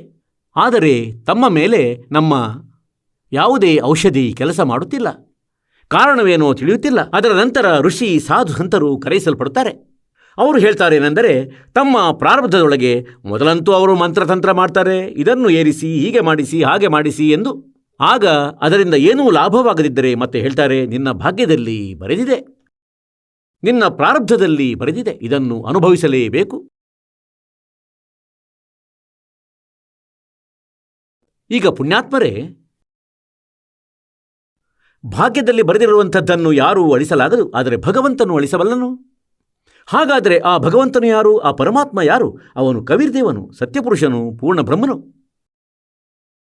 ಯಾರೋ ಹೇಳಿದ್ರು, ಅಂದರೆ ಬನಾರಸ್ನಲ್ಲಿ, ಕಾಶಿಯಲ್ಲಿ ಒಬ್ಬ ಕಬೀರ ಹೆಸರಿನ ಮಹಾಪುರುಷರು ಇರುತ್ತಾರೆ ಮತ್ತು ಒಂದೊಮ್ಮೆ ಅವರ ಕೃಪೆ ತಮ್ಮ ಮೇಲೆ ಆದರೆ ತಮ್ಮ ಈ ಪೀಡೆ ಇರಲಾರದು, ಈ ರೋಗ ಉಳಿಯಲಾರದು. ಈಗ ಹೇಳುವ ಅರ್ಥವೇನೆಂದರೆ, ಶಾರ್ಟ್ ಆಗಿ ಹೇಳುತ್ತೇವೆ. ಆ ಕಡೆ ಕಬೀರ ಪರಮೇಶ್ವರರು ಬನಾರಸ್ನಲ್ಲಿ ಇರುತ್ತಿದ್ದರು, ಕಾಶಿ ಪಟ್ಟಣದಲ್ಲಿ. ಮತ್ತಲ್ಲಿ ಕಾಶಿಯ ನರೇಶ, ಅಂದರೆ ರಾಜ ಬೀರ್ದೇವ್ ಸಿಂಗ್ ಬಘೇಲ್ ಅವರ ಶಿಷ್ಯನಾಗಿದ್ದ. ಕಬೀರ ಪರಮಾತ್ಮನ ಶಕ್ತಿಯನ್ನು ನೋಡಿ ಅವನು ಅವರ ಶಿಷ್ಯನಾಗಿ ಮಾರ್ಪಟ್ಟಿದ್ದ. ಸಿಕಂದರ್ ಲೋಧಿ ಭಾರತ ವರ್ಷದ ಕಿಂಗ್ ಆಗಿದ್ದ, ಸಾಮ್ರಾಟನಾಗಿದ್ದ, ಇಡೀ ಭಾರತ ವರ್ಷದ ರಾಜನಾಗಿದ್ದ. ಮತ್ತು ಇಂತಹ ನರೇಶರು ಪುಟ್ಟ ಏನು ರಾಜರು ಇರ್ತಿದ್ರು, ಅವರು ಅವನ ಅಂತರ್ಗತದೊಳಗೆ ಬರ್ತಿದ್ರು, ಅವರ ಅಧೀನವಾಗಿರ್ತಿದ್ರು. ಹೇಗೆಂದರೆ ಪ್ರಧಾನಮಂತ್ರಿಯ ಅಧೀನ ಎಲ್ಲ ಮುಖ್ಯಮಂತ್ರಿಗಳು ಇರ್ತಾರೆ ಪ್ರಾಂತ್ಯದ್ದು ಹಾಗೆ. ಹಾಗಾಗಿ ಹೀಗೆಯೇ ಆ ಕಾಶಿಯ ನರೇಶನು ಏನು ರಾಜನಿದ್ದ, ಸಿಕಂದರ್ ಲೋಧಿಯ ಅಧೀನದಲ್ಲಿದ್ದನು, ಅವನ ಅಂತರ್ಗತದಲ್ಲಿ ಬರುತ್ತಿದ್ದ. ಅವನು ಚಿಕ್ಕ ರಾಜನಾಗಿದ್ದು ಸಿಕಂದರ್ ಲೋಧಿ ದೊಡ್ಡ ರಾಜನಾಗಿದ್ದ, ಸಾಮ್ರಾಟನಾಗಿದ್ದ. ಹಾಗಾಗಿ ಅಲ್ಲಿ ತಲುಪಿದ ಸಿಕಂದರ್ ಲೋಧಿ ಬೀರ್ದೇವ್ ಸಿಂಗ್ ಬಘೇಲ್ನ ಬಳಿಗೆ. ಆನೆಯ ಜೊತೆಯಲ್ಲಿ ಅಂಗರಕ್ಷಕರು ಕೂಡ 100. ಜೊತೆಯಲ್ಲಿ ಒಬ್ಬ ಶೇಖ್ ತಕಿ ನಾಮವುಳ್ಳ ಅವರೊಬ್ಬ ಧಾರ್ಮಿಕ ಗುರು, ಅವನು ಕೂಡ ಜೊತೆಯಲ್ಲೇ ಇರ್ತಿದ್ದ. ಆ ಶೇಖ್ ತಕಿ ಧಾರ್ಮಿಕ ಗುರುವು ಕೂಡ ಎಲ್ಲ ತಂತ್ರಮಂತ್ರ ಮಾಡಿದ್ದ, ಆದರೆ ಯಾವ ಲಾಭವೂ ಆಗಿರಲಿಲ್ಲ. ಅವರೆಲ್ಲರೂ ಇದನ್ನು ಹೇಳಿ ತಮ್ಮ ಕೈ ಚೆಲ್ಲಿಬಿಟ್ಟರು. ಅಂದರೆ ಇದು ತಮ್ಮ ಪ್ರಾರಬ್ಧದ ದುಃಖವಾಗಿದೆ, ಇದನ್ನಂತೂ ಅನುಭವಿಸಲೇಬೇಕಾಗುತ್ತದೆ. ಈಗ ಬೀರ್ದೇವ್ ಸಿಂಗ್ ಬಘೇಲನು ಹೇಗೆಂದರೆ, ಮುಖ್ಯಮಂತ್ರಿಯ ಕಡೆ ಪ್ರಧಾನಮಂತ್ರಿ ಬರುವರಿದ್ದರೆ ಅವನಿಗಾಗಿ ಬಹಳ ವ್ಯವಸ್ಥೆ ಮಾಡುತ್ತಾರೆ, ಅವರ ಉಪಚಾರಕ್ಕಾಗಿ. ಹೀಗೆ ಇಡೀ ಮೇಜಿನ ಮೇಲೆ ಗೋಡಂಬಿ, ಒಣದ್ರಾಕ್ಷಿ, ಸೇಬು, ಕಿತ್ತಳೆ, ಸ್ವಾದಿಷ್ಟ ಕಚೋರಿ, ಪಕೋಡ ಮಾಡಿಸಿಟ್ಟಿದ್ದನು ಮತ್ತು ಹೇಳಿದ, ಸ್ವೀಕರಿಸಿ ಮಹಾರಾಜರೇ. ಸಿಕಂದರ್ ಲೋಧಿ ಹೇಳಿದ ಏನೆಂದರೆ, ನಾನು ತಮ್ಮ ಉಪಚಾರದಿಂದ ಬಹಳ ಪ್ರಸನ್ನನಾಗಿರುವೆನು, ಆದರೆ ಬೀರ್ ಸಿಂಗ್, ನನ್ನಿಂದ ಏನನ್ನೂ ತಿನ್ನಲಾಗದು. ಪುಣ್ಯಾತ್ಮರೇ, ಯಾವಾಗ ಈ ಜೀವಾತ್ಮನ ಪಾಪಗಳು ಜಾಸ್ತಿಯಾಗುತ್ತವೆ, ಆ ಸಮಯದಲ್ಲಿ ಇವನ ಮೇಲೆ ದುಃಖಗಳ ಮಳೆಯೇ ಸುರಿಯುತ್ತದೆ. ಆಗ ಇದಕ್ಕೆ ಯಾವ ಪರಿಹಾರವೂ ಇರುವುದಿಲ್ಲ. ಪರಿಹಾರ ಕೇವಲ ಪರಮಾತ್ಮ ಮಾಡಬಲ್ಲನು, ಅಥವಾ ಸಾಧುಹಂತರು ಯಾರು ಪರಮಾತ್ಮನ ಕೃಪಾಪಾತ್ರರಾಗಿರುತ್ತಾರೆ ಅವರ ಬಳಿಯೇ ಆಗಲು ಸಾಧ್ಯವಿದೆ. ಪರಮೇಶ್ವರ ಕಬೀರ್ ದೇವರು ಆ ಪರಮೇಶ್ವರರಾಗಿದ್ದಾರೆ. ಅವರು ನಮ್ಮ ಪ್ರಾರಬ್ಧದ ಕರ್ಮಗಳ ದಂಡನೆಯನ್ನು ಕ್ಷಮಿಸಬಹುದು, ಅದಕ್ಕೆ ಶಕ್ತರಾಗಿದ್ದು ಪಾಪಗಳನ್ನು ಕ್ಷಮಿಸಬಲ್ಲರು. ಎಲ್ಲ ಕಥೆಯನ್ನು ಹೀಗೆ ಹೇಳಿದ ಬೀರ್ ಸಿಂಗ್, ನಾನು ಬಹಳ ದುಃಖಿಯಾಗಿದ್ದೇನೆ. ಎಲ್ಲೆಡೆಗಳಲ್ಲೂ ನಾನು ಟ್ರೀಟ್ಮೆಂಟ್ ಮಾಡಿಸಿಕೊಂಡಿದ್ದೇನೆ, ಆಧ್ಯಾತ್ಮಿಕ ಕ್ರಿಯೆಗಳನ್ನು ಎಲ್ಲವನ್ನೂ ಮಾಡಿಸಿರುವೆ. ನನಗೆ ಎಲ್ಲೂ ಶಾಂತಿ ಸಿಕ್ಕಿಲ್ಲ. ನಾನು ಏನನ್ನು ತಿನ್ನಲ ಶಕ್ತನು ಮತ್ತು ನಾನು ಸಂತುಷ್ಟನಾಗಿದ್ದೇನೆ ನಿನ್ನಿಂದ. ಆದರೆ ನಾನು ಕೇಳಿದ್ದೇನೆಂದರೆ, ಇಲ್ಲಿ ಯಾರೋ ಒಬ್ಬ ಕಬೀರ ಹೆಸರುಳ್ಳ ಸಂತನಿದ್ದಾನೆ, ತಾವು ಬಲ್ಲಿರೇನು? ಈಗ ಬೀರ್ದೇವ್ ಸಿಂಗ್ ಬಘೇಲ್ ಇದಕ್ಕಾಗಿ ಹೇಳಲು ಬಯಸ್ತಿರಲಿಲ್ಲ, ಏಕೆಂದರೆ ಕಬೀರರು ಒಬ್ಬ ಬಹಳ ಸಿಂಪಲ್ ಆಗಿರುವ ಒಂದು ಕ್ರಿಯೆಯಲ್ಲಿ ಇರುವವರಾಗಿದ್ದರು, ನೇಕಾರರಾಗಿದ್ದರು, ಗುಡಿಸಲಲ್ಲಿ ವಾಸಿಸುತ್ತಿದ್ದರು. ಹೀಗಾಗಿ ಹೇಳಲು ಬಯಸ್ತಿರಲಿಲ್ಲ. ಎಲ್ಲಾದರೂ ಈ ಮಹಾರಾಜ ನನ್ನೊಡನೆ ಕೋಪಗೊಳ್ಳದಿರಲಿ, ಒಂದೊಮ್ಮೆ ನಾನು ಇದನ್ನು ಹೇಳಿಬಿಟ್ಟರೆ, ಅಂದರೆ ಅಲ್ಲಿ ಒಬ್ಬ ಕಬೀರರಿದ್ದಾರೆ, ಅವರು ಪರಮ ಸಂತರು. ಆಗ ಬೀರ್ದೇವ್ ಸಿಂಗನು ಯಾವಾಗ ಅವರದೇ ಮುಖದಿಂದ ಕೇಳಿದನು, ಸಿಕಂದರ್ ಲೋಧಿ ಸಾಮ್ರಾಟನದ್ದು, ಅಂದರೆ ಕಬೀರ ಹೆಸರಿನ ಯಾರೋ ಸಂತನ ಕುರಿತು ಕೇಳಿದ್ದಾರೆ ಇಲ್ಲಿ, ನೀವೇನಾದರೂ ಬಲ್ಲಿರಾ? ಆಗ ಬೀರ್ದೇವ್ ಸಿಂಗ್ ಬಘೇಲನು ಹೇಳಿದ, ಏನೆಂದರೆ ಮಹಾರಾಜರೇ, ಚೆನ್ನಾಗಿ ಬಲ್ಲೆನು. ನಾನು ಕೂಡ ಅವರಿಂದಲೇ ಉಪದೇಶವನ್ನು ಪಡೆದಿರುವನು. ಅವರಂತೂ ಸ್ವತಃ ಪರಮಾತ್ಮನೇ ಬಂದಿರುವರು. ಮತ್ತು ಮಹಾರಾಜ, ಈಗ ತಾವು ಸರಿಯಾದ ಜಾಗಕ್ಕೆ ಬಂದಿರುವಿರಿ. ತಮ್ಮ ರೋಗ ಖಂಡಿತ ಮಾಯವಾಗುವುದು. ಈಗ ಸಿಕಂದರ್ ಲೋಧಿಯು ಹೇಳಿದ, ಬೀರ್ ಸಿಂಗ್, ಕರೆಯಿಸು, ಒಂದು ಬಾರಿ ಆ ಸಂತನನ್ನು ಕರೆಯಿಸು. ಕರೆದು ಬಿಡು, ಯಾರ್ದಾದ್ರೂ ಮೂಲಕ ನೌಕರನನ್ನು ಕಳುಹಿಸು, ಅವರನ್ನಿಲ್ಲಿ ಕರೆಯಿಸು, ನಾನು ಬಹಳ ದುಃಖಿಯಾಗಿರುವೆನು. ಈಗ ಬೀರ್ ಸಿಂಗನು ಒಬ್ಬ ನರೇಶ, ಅಂದರೆ ಓ ಪುಟ್ಟ ರಾಜನು, ಮತ್ತು ಅವನು ಸಾಮ್ರಾಟನು. ರಾಜನನ್ನು ನಿರಾಕರಿಸಲಾಗದು ಚಿಕ್ಕ ರಾಜನಿಂದ. ಕೈ ಜೋಡಿಸಿ ಹೇಳತೊಡಗಿದ ಮಹಾರಾಜರೇ, ತಮ್ಮ ಆದೇಶವೇನಿದೆ ಅದು ಶಿರೋಧಾರ್ಯವಾಗಿರುವುದು. ಆದರೆ ಹೇಳ್ತಾರೆ ಸಂತರನ್ನು ಹೇಳಿ ಕರೆಯಿಸಬಾರದು ಎಂದು. ಸ್ವತಃ ಹೋದರೆ ಬಹಳ ಉತ್ತಮವು. ಒಂದೊಮ್ಮೆ ನಾವು ಕರೆಸಿಕೊಂಡರೂ ಅವರು ಇಲ್ಲಿಗೆ ಬಂದು ಬಿಟ್ಟರೂ ಮತ್ತು ಅವರು ಕೃಪೆಯನ್ನು ತೋರದಿದ್ದರೆ, ದಯೆ ಮಾಡದಿದ್ದರೆ, ಅವರು ಬರುವುದು ಮತ್ತು ಬರದಿರುವುದು ಸಮವಾಗುವುದು. ಏಕೆಂದರೆ ನಾವು ಅವರನ್ನು ಬೈ ಆರ್ಡರ್ ಕರೆಯಿಸಿದಂತಾಗುತ್ತದೆ. ಮತ್ತು ಅಕಸ್ಮಾತ್ ಬಂದಿದ್ದರೂ ದಯೆ ತೋರುವುದಿಲ್ಲ, ಅಂದರೆ ಇವರು ನನಗೆ ಅವಮಾನ ಮಾಡಿದರು, ಆದೇಶ ನೀಡಿದರು. ಸಂತರಂತೂ ಮಹಾ ಸಾಮ್ರಾಟರಾಗಿರುತ್ತಾರೆ. ಈಗ ಹೇಳ್ತಾರೆ, ಸಾಯುವವನು ಏನನ್ನು ಮಾಡುವುದಿಲ್ಲ. ಸಿಕಂದರ್ ಲೋಧಿಗೆ ಈ ವಿಷಯ ತಿಳುವಳಿಕೆಗೆ ಬಂತು. ಅಂದರೆ ಸೋದರ, ಸರಿ, ಎಲ್ಲಾದರೂ ಹೀಗಾಗದಿರಲಿ. ಸಂತನು ಕೋಪಗೊಂಡು ಮತ್ತು ದಯೆ ಮಾಡದಿದ್ದರೆ ನಾನಂತೂ ಖಂಡಿತವಾಗಿ, ನನ್ನದಂತೂ ಕೆಟ್ಟದಾಗುತ್ತಿದೆ, ಪರಿಸ್ಥಿತಿ ದುರ್ಗತಿಯಾಗುತ್ತಿದೆ, ನಾನಂತೂ ಹೋಗುವೆ. ಈಗ ಸಂಜೆ ಸಮಯ. ಪ್ರತಿದಿನ ಕಬೀರ ದೇವರು, ಕಬೀರ ಪರಮೇಶ್ವರರು ತನ್ನೊಬ್ಬ ಶಾಸ್ತ್ರಕ್ಕಾಗಿ ಗುರುವನ್ನು ಮಾಡಿಕೊಂಡಿದ್ದರು ಪರಮಾತ್ಮ. ಹಾಗಂತೂ ಅವರು ಗುರು ಆಗಿರಲಿಲ್ಲ. ಆದರೂ ಈ ಪ್ರಪಂಚದಲ್ಲಿ ಒಂದು ಗುರು ಪರಂಪರೆಯನ್ನು ಪಾಲಿಸುವುದಕ್ಕಾಗಿ, ಗುರು ಪರಂಪರೆಯ ನಿರ್ವಹಣೆಯನ್ನು ಮಾಡಲಿಕ್ಕಾಗಿ ರಾಮಾನಂದ ಹೆಸರಿನ ಒಬ್ಬ ಋಷಿಯನ್ನು ಗುರು ಮಾಡಿಟ್ಟುಕೊಂಡಿದ್ದರು. ಮತ್ತು ಆ ರಾಮಾನಂದರು ಮೊದಲು ಬಹಳ ಪ್ರಸಿದ್ಧ ಋಷಿ ಎನಿಸಿಕೊಂಡಿದ್ದರು. ವೇದಗಳು ಮತ್ತು ಗೀತೆಯ ಪಂಡಿತರು ಎನಿಸಿಕೊಂಡಿದ್ದರು. ಪರಮಾತ್ಮನೊಡನೆ ಜ್ಞಾನದ ಚರ್ಚೆ ಆದಾಗ ಅವರು ಶೂನ್ಯರಾಗಿದ್ದರು. ಮತ್ತು ಕಬೀರ್ ಸಾಹೇಬರವರಿಗೆ ತನ್ನ ಸತ್ಯಖಂಡ, ಸತ್ಯಲೋಕ ತೋರಿಸಿದ್ದರು, ಮರಳಿ ಬಿಟ್ಟಿದ್ದರು. ಅದರ ಬಳಿಕವಷ್ಟೇ ಸ್ವಾಮಿ ರಾಮಾನಂದರು ಪರಮೇಶ್ವರ ಕಬೀರರನ್ನು ಅರಿತುಕೊಂಡಿದ್ದರು. ಆದರೆ ಅವರ ಆದೇಶವನ್ನು ತಿಳಿದು, ಯಾಕಂದರೆ ಇದನ್ನು ಹೇಳಿದ್ದರು ಕಬೀರರು, ಅಂದರೆ, ಹೇ ಸ್ವಾಮಿಗಳೇ, ತಾವು ಗುರುಗಳಾಗಿರಿ ನನಗೆ. ಪ್ರಪಂಚದ ದೃಷ್ಟಿಯಲ್ಲಿ ತಾವು ನನ್ನ ಗುರುಗಳಾಗಿರಿ. ಆದರೆ ಯಾವ ಕ್ರಿಯೆಗಳನ್ನು ನಾನು ತಮಗೆ ಹೇಳುತ್ತಿರುವೆನೋ ಅದನ್ನೇ ಮಾಡಿ. ಹೀಗೆಯೇ ಆಗುತ್ತಿತ್ತು. ಏಕೆಂದರೆ ಪರಮಾತ್ಮ ಇದನ್ನು ಬಯಸಿದ್ರು, ಅಂದರೆ ಒಂದು ವೇಳೆ ನಾನು ಗುರು ಮಾಡಿಕೊಳ್ಳದಿದ್ದರೆ ಮುಂಬರುವ ಸಮಯದಲ್ಲಿ ಕಾಲನ ದೂತರು ಭ್ರಮಿತಗೊಳಿಸುವರು. ಅಂದರೆ ಕಬೀರರು ಯಾವ ಗುರು ಮಾಡಿಟ್ಟುಕೊಂಡಿದ್ದರು? ಅಂತೆಯೇ ಈ ಕಾಲನ ಇದೊಂದು ಪಂಥ ನಡೆಯುತ್ತಿದೆ, ರಾಧಾಸ್ವಾಮಿ ಪಂಥ. ಇವರ ಪರಮಧಣಿ ಏನಿದ್ದ, ಅವನು ಯಾವ ಗುರು ಮಾಡಿಕೊಂಡಿರಲಿಲ್ಲ ಮತ್ತು ನಂತರ ಭೂತನಾದವನು ಆಗಲೇಬೇಕಿತ್ತು. गुरु बिन माला फेरते, गुरु बिन देते दान, गुरु बिन दोनों निष्फल हैं, चाहे पूछो वेद पुराण. ಬೀರ್ದೇವ್ ಸಿಂಗನಿಗೆ ತಿಳಿದಿತ್ತೇನೆಂದರೆ, ಸಂಜೆ ಹೊತ್ತಲ್ಲಿ ಆರತಿ ಆಗುತ್ತದೆ ಆಶ್ರಮದಲ್ಲಿ ರಾಮಾನಂದರದು, ಮತ್ತು ಅಲ್ಲಿಗೆ ಕಬೀರ್ ದೇವರು ಬರುತ್ತಾರೆ, ಮತ್ತು ಅದು ಸಮಯ ಅವರು ಬರುವುದೇ ಆಗುತ್ತಿತ್ತು. ಆ ಸಮಯಕ್ಕೆ ತಾಳೆಯಾಗುತ್ತಿತ್ತು. ಬೀರ್ ಸಿಂಗ್ ಬಘೇಲ್, ಕಾಶಿ ನರೇಶ ಮತ್ತು ದಿಲ್ಲಿಯ ಸಾಮ್ರಾಟ ಸಿಕಂದರ್ ಲೋಧಿ. ಬೀರ್ ಸಿಂಗ್ ಹೇಳಿದ, ಮಹಾರಾಜರೇ, ಈ ಸಮಯದಲ್ಲಿ ರಾಮಾನಂದರ ಆಶ್ರಮದಲ್ಲಿ ಬರುತ್ತಾರೆ, ಅಲ್ಲಿ ಸಿಗುತ್ತಾರೆ. ಈಗ ಆ ಸಿಕಂದರ್ ಲೋಧಿಗಂತೂ ಒಂದೊಂದು ಕ್ಷಣವೂ ಭಾರವಾಗುತ್ತಿತ್ತು. ಅಂದರೆ ಈಗಲೇ ಸಿಗಲಿ, ಈಗಲೇ ಗುಣವಾಗಲಿ. ರಾಮಾನಂದರ ಆಶ್ರಮದ ಎದುರಿನ ಗೇಟ್ ಬಳಿ ಒಬ್ಬ ಕಾವಲುಗಾರ ನಿಂತಿದ್ದ. ಸಂತರು ಭಕ್ತರಿಗೆ ಸೇವೆಯನ್ನು ನೀಡುತ್ತಿದ್ದರು. ಈಗ ಬೀರ್ ಸಿಂಗನಿಗಂತೂ ಗೊತ್ತಿತ್ತು ಏನೆಂದರೆ ರಾಮಾನಂದರು ಮುಸಲ್ಮಾನರನ್ನು ದ್ವೇಷಿಸುತ್ತಾರೆ. ಆದರೆ ಬೀರ್ ಸಿಂಗರಿಗೆ ತನ್ನ ಮುಖದಿಂದ ಹೇಳಲಾಗುತ್ತಿರಲಿಲ್ಲ, ಅಂದರೆ ತಮಗೆ ಎಲೋಡಿಲ್ಲ ಅಂತ ಒಳಗೆ ಹೋಗಲು. ಹಾಗಾಗಿ ಆ ಸೇವಾದಾರನಾದ ಸೇವಕನೊಡನೆ ಹೇಳಿದ, ಹೇ ಸೇವಕ, ಹೇ ಸೋದರ, ಭಕ್ತ ಸೋದರ, ರಾಮಾನಂದರಲ್ಲಿ ಹೇಳು, ಸಾಮ್ರಾಟರು ಬಂದಿದ್ದಾರೆ. ದಿಲ್ಲಿಯ ಸಿಕಂದರ್ ಲೋಧಿ ತಮ್ಮ ದರ್ಶನವನ್ನು ಮಾಡಲು ಬಯಸುತ್ತಾರೆ. ಮೊದಲಂತೂ ಇದನ್ನು ಕೇಳಿದರು, ಕಬೀರರು ಬಂದಿದ್ದಾರೆ ಎಂದು. ಸೇವಕ ಹೇಳಿದ, ಇನ್ನೂ ಬಂದಿಲ್ಲ, ಆದರೆ ಬರುವುದರಲ್ಲಿದ್ದಾರೆ, ಈ ಸಮಯದಲ್ಲಿ ಅವಶ್ಯವಾಗಿ ಬರುತ್ತಾರೆ. ಈಗ ಅಲ್ಲಿಯವರೆಗೆ ಸಿಕಂದರ್ ಲೋಧಿಯು ಹೇಳಿದ, ನಡೆ ಒಳಗೆ ವಿಶ್ರಾಂತಿ ಪಡೆಯೋಣ, ಸ್ವಲ್ಪ ಹೊತ್ತು ಆಶ್ರಮದಲ್ಲಿ ಕುಳಿತುಕೊಳ್ಳೋಣ. ಈಗ ಬೀರ್ ಸಿಂಗನಿಗಂತೂ ಗೊತ್ತಿತ್ತು ಏನಂದರೆ ರಾಮಾನಂದರು ಮುಸಲ್ಮಾನರನ್ನು ಇಷ್ಟಪಡುವುದಿಲ್ಲ ಎಂದು. ಮತ್ತೆಲ್ಲಾದರೂ ಸಿಟ್ಟುಕೊಳ್ಳುವುದು ಬೇಡ ಎಂದು ಸೇವಕನಲ್ಲಿ ಹೇಳಿದರು, ಸಹೋದರ, ಅಪ್ಪಣೆಯನ್ನು ಪಡೆದು ಬಾ ರಾಮಾನಂದರಲ್ಲಿ ಮತ್ತು ಹೇಳುವೆಯಂತೆ ಸಿಕಂದರ್ ಲೋಧಿ ಬಂದಿರುವರು ದಿಲ್ಲಿಯ ಬಾದ್ಷಾ. ತಮ್ಮ ದರ್ಶನವನ್ನು ಮಾಡಲು ಬಯಸುವರು, ಸ್ವಲ್ಪ ವಿಶ್ರಾಂತಿಯನ್ನು ಪಡೆಯಲು ಬಯಸುವರು.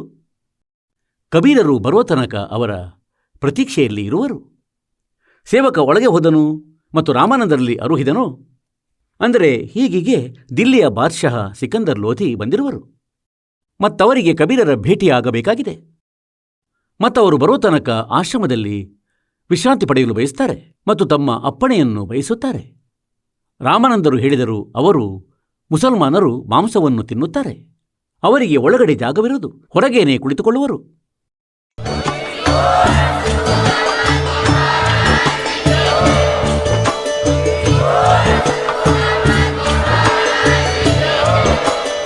ನೀವು ಕೇಳಿದ್ದೀರಿ ಜಗದ್ಗುರು ತತ್ವದರ್ಶಿ ಸಂತ ರಾಮ್ಪಾಲ್ ಮಹಾರಾಜರ ಮಂಗಳ ಪ್ರವಚನ. ಹೆಚ್ಚಿನ ಮಾಹಿತಿಗಾಗಿ ವಿಸಿಟ್ ಮಾಡಿ ನಮ್ಮ ವೆಬ್ಸೈಟ್ www.jagadguru-rampalji.org. ಸಂತ ರಾಮ್ಪಾಲ್ ಮಹಾರಾಜರ ಶುಭ ಆಶೀರ್ವಾದದಿಂದ ಇಡೀ ವಿಶ್ವದಲ್ಲಿ 500ಕ್ಕೂ ಹೆಚ್ಚು ನಾಮದೀಕ್ಷಾ ಕೇಂದ್ರಗಳಿವೆ. ಇದರಲ್ಲಿ ಸಂತ ರಾಮ್ಪಾಲ್ ಮಹಾರಾಜರಿಂದ ನಿಶುಲ್ಕವಾಗಿ ಆನ್ಲೈನ್ ನಾಮದೀಕ್ಷೆ ಕೊಡಲಾಗುತ್ತಿದೆ.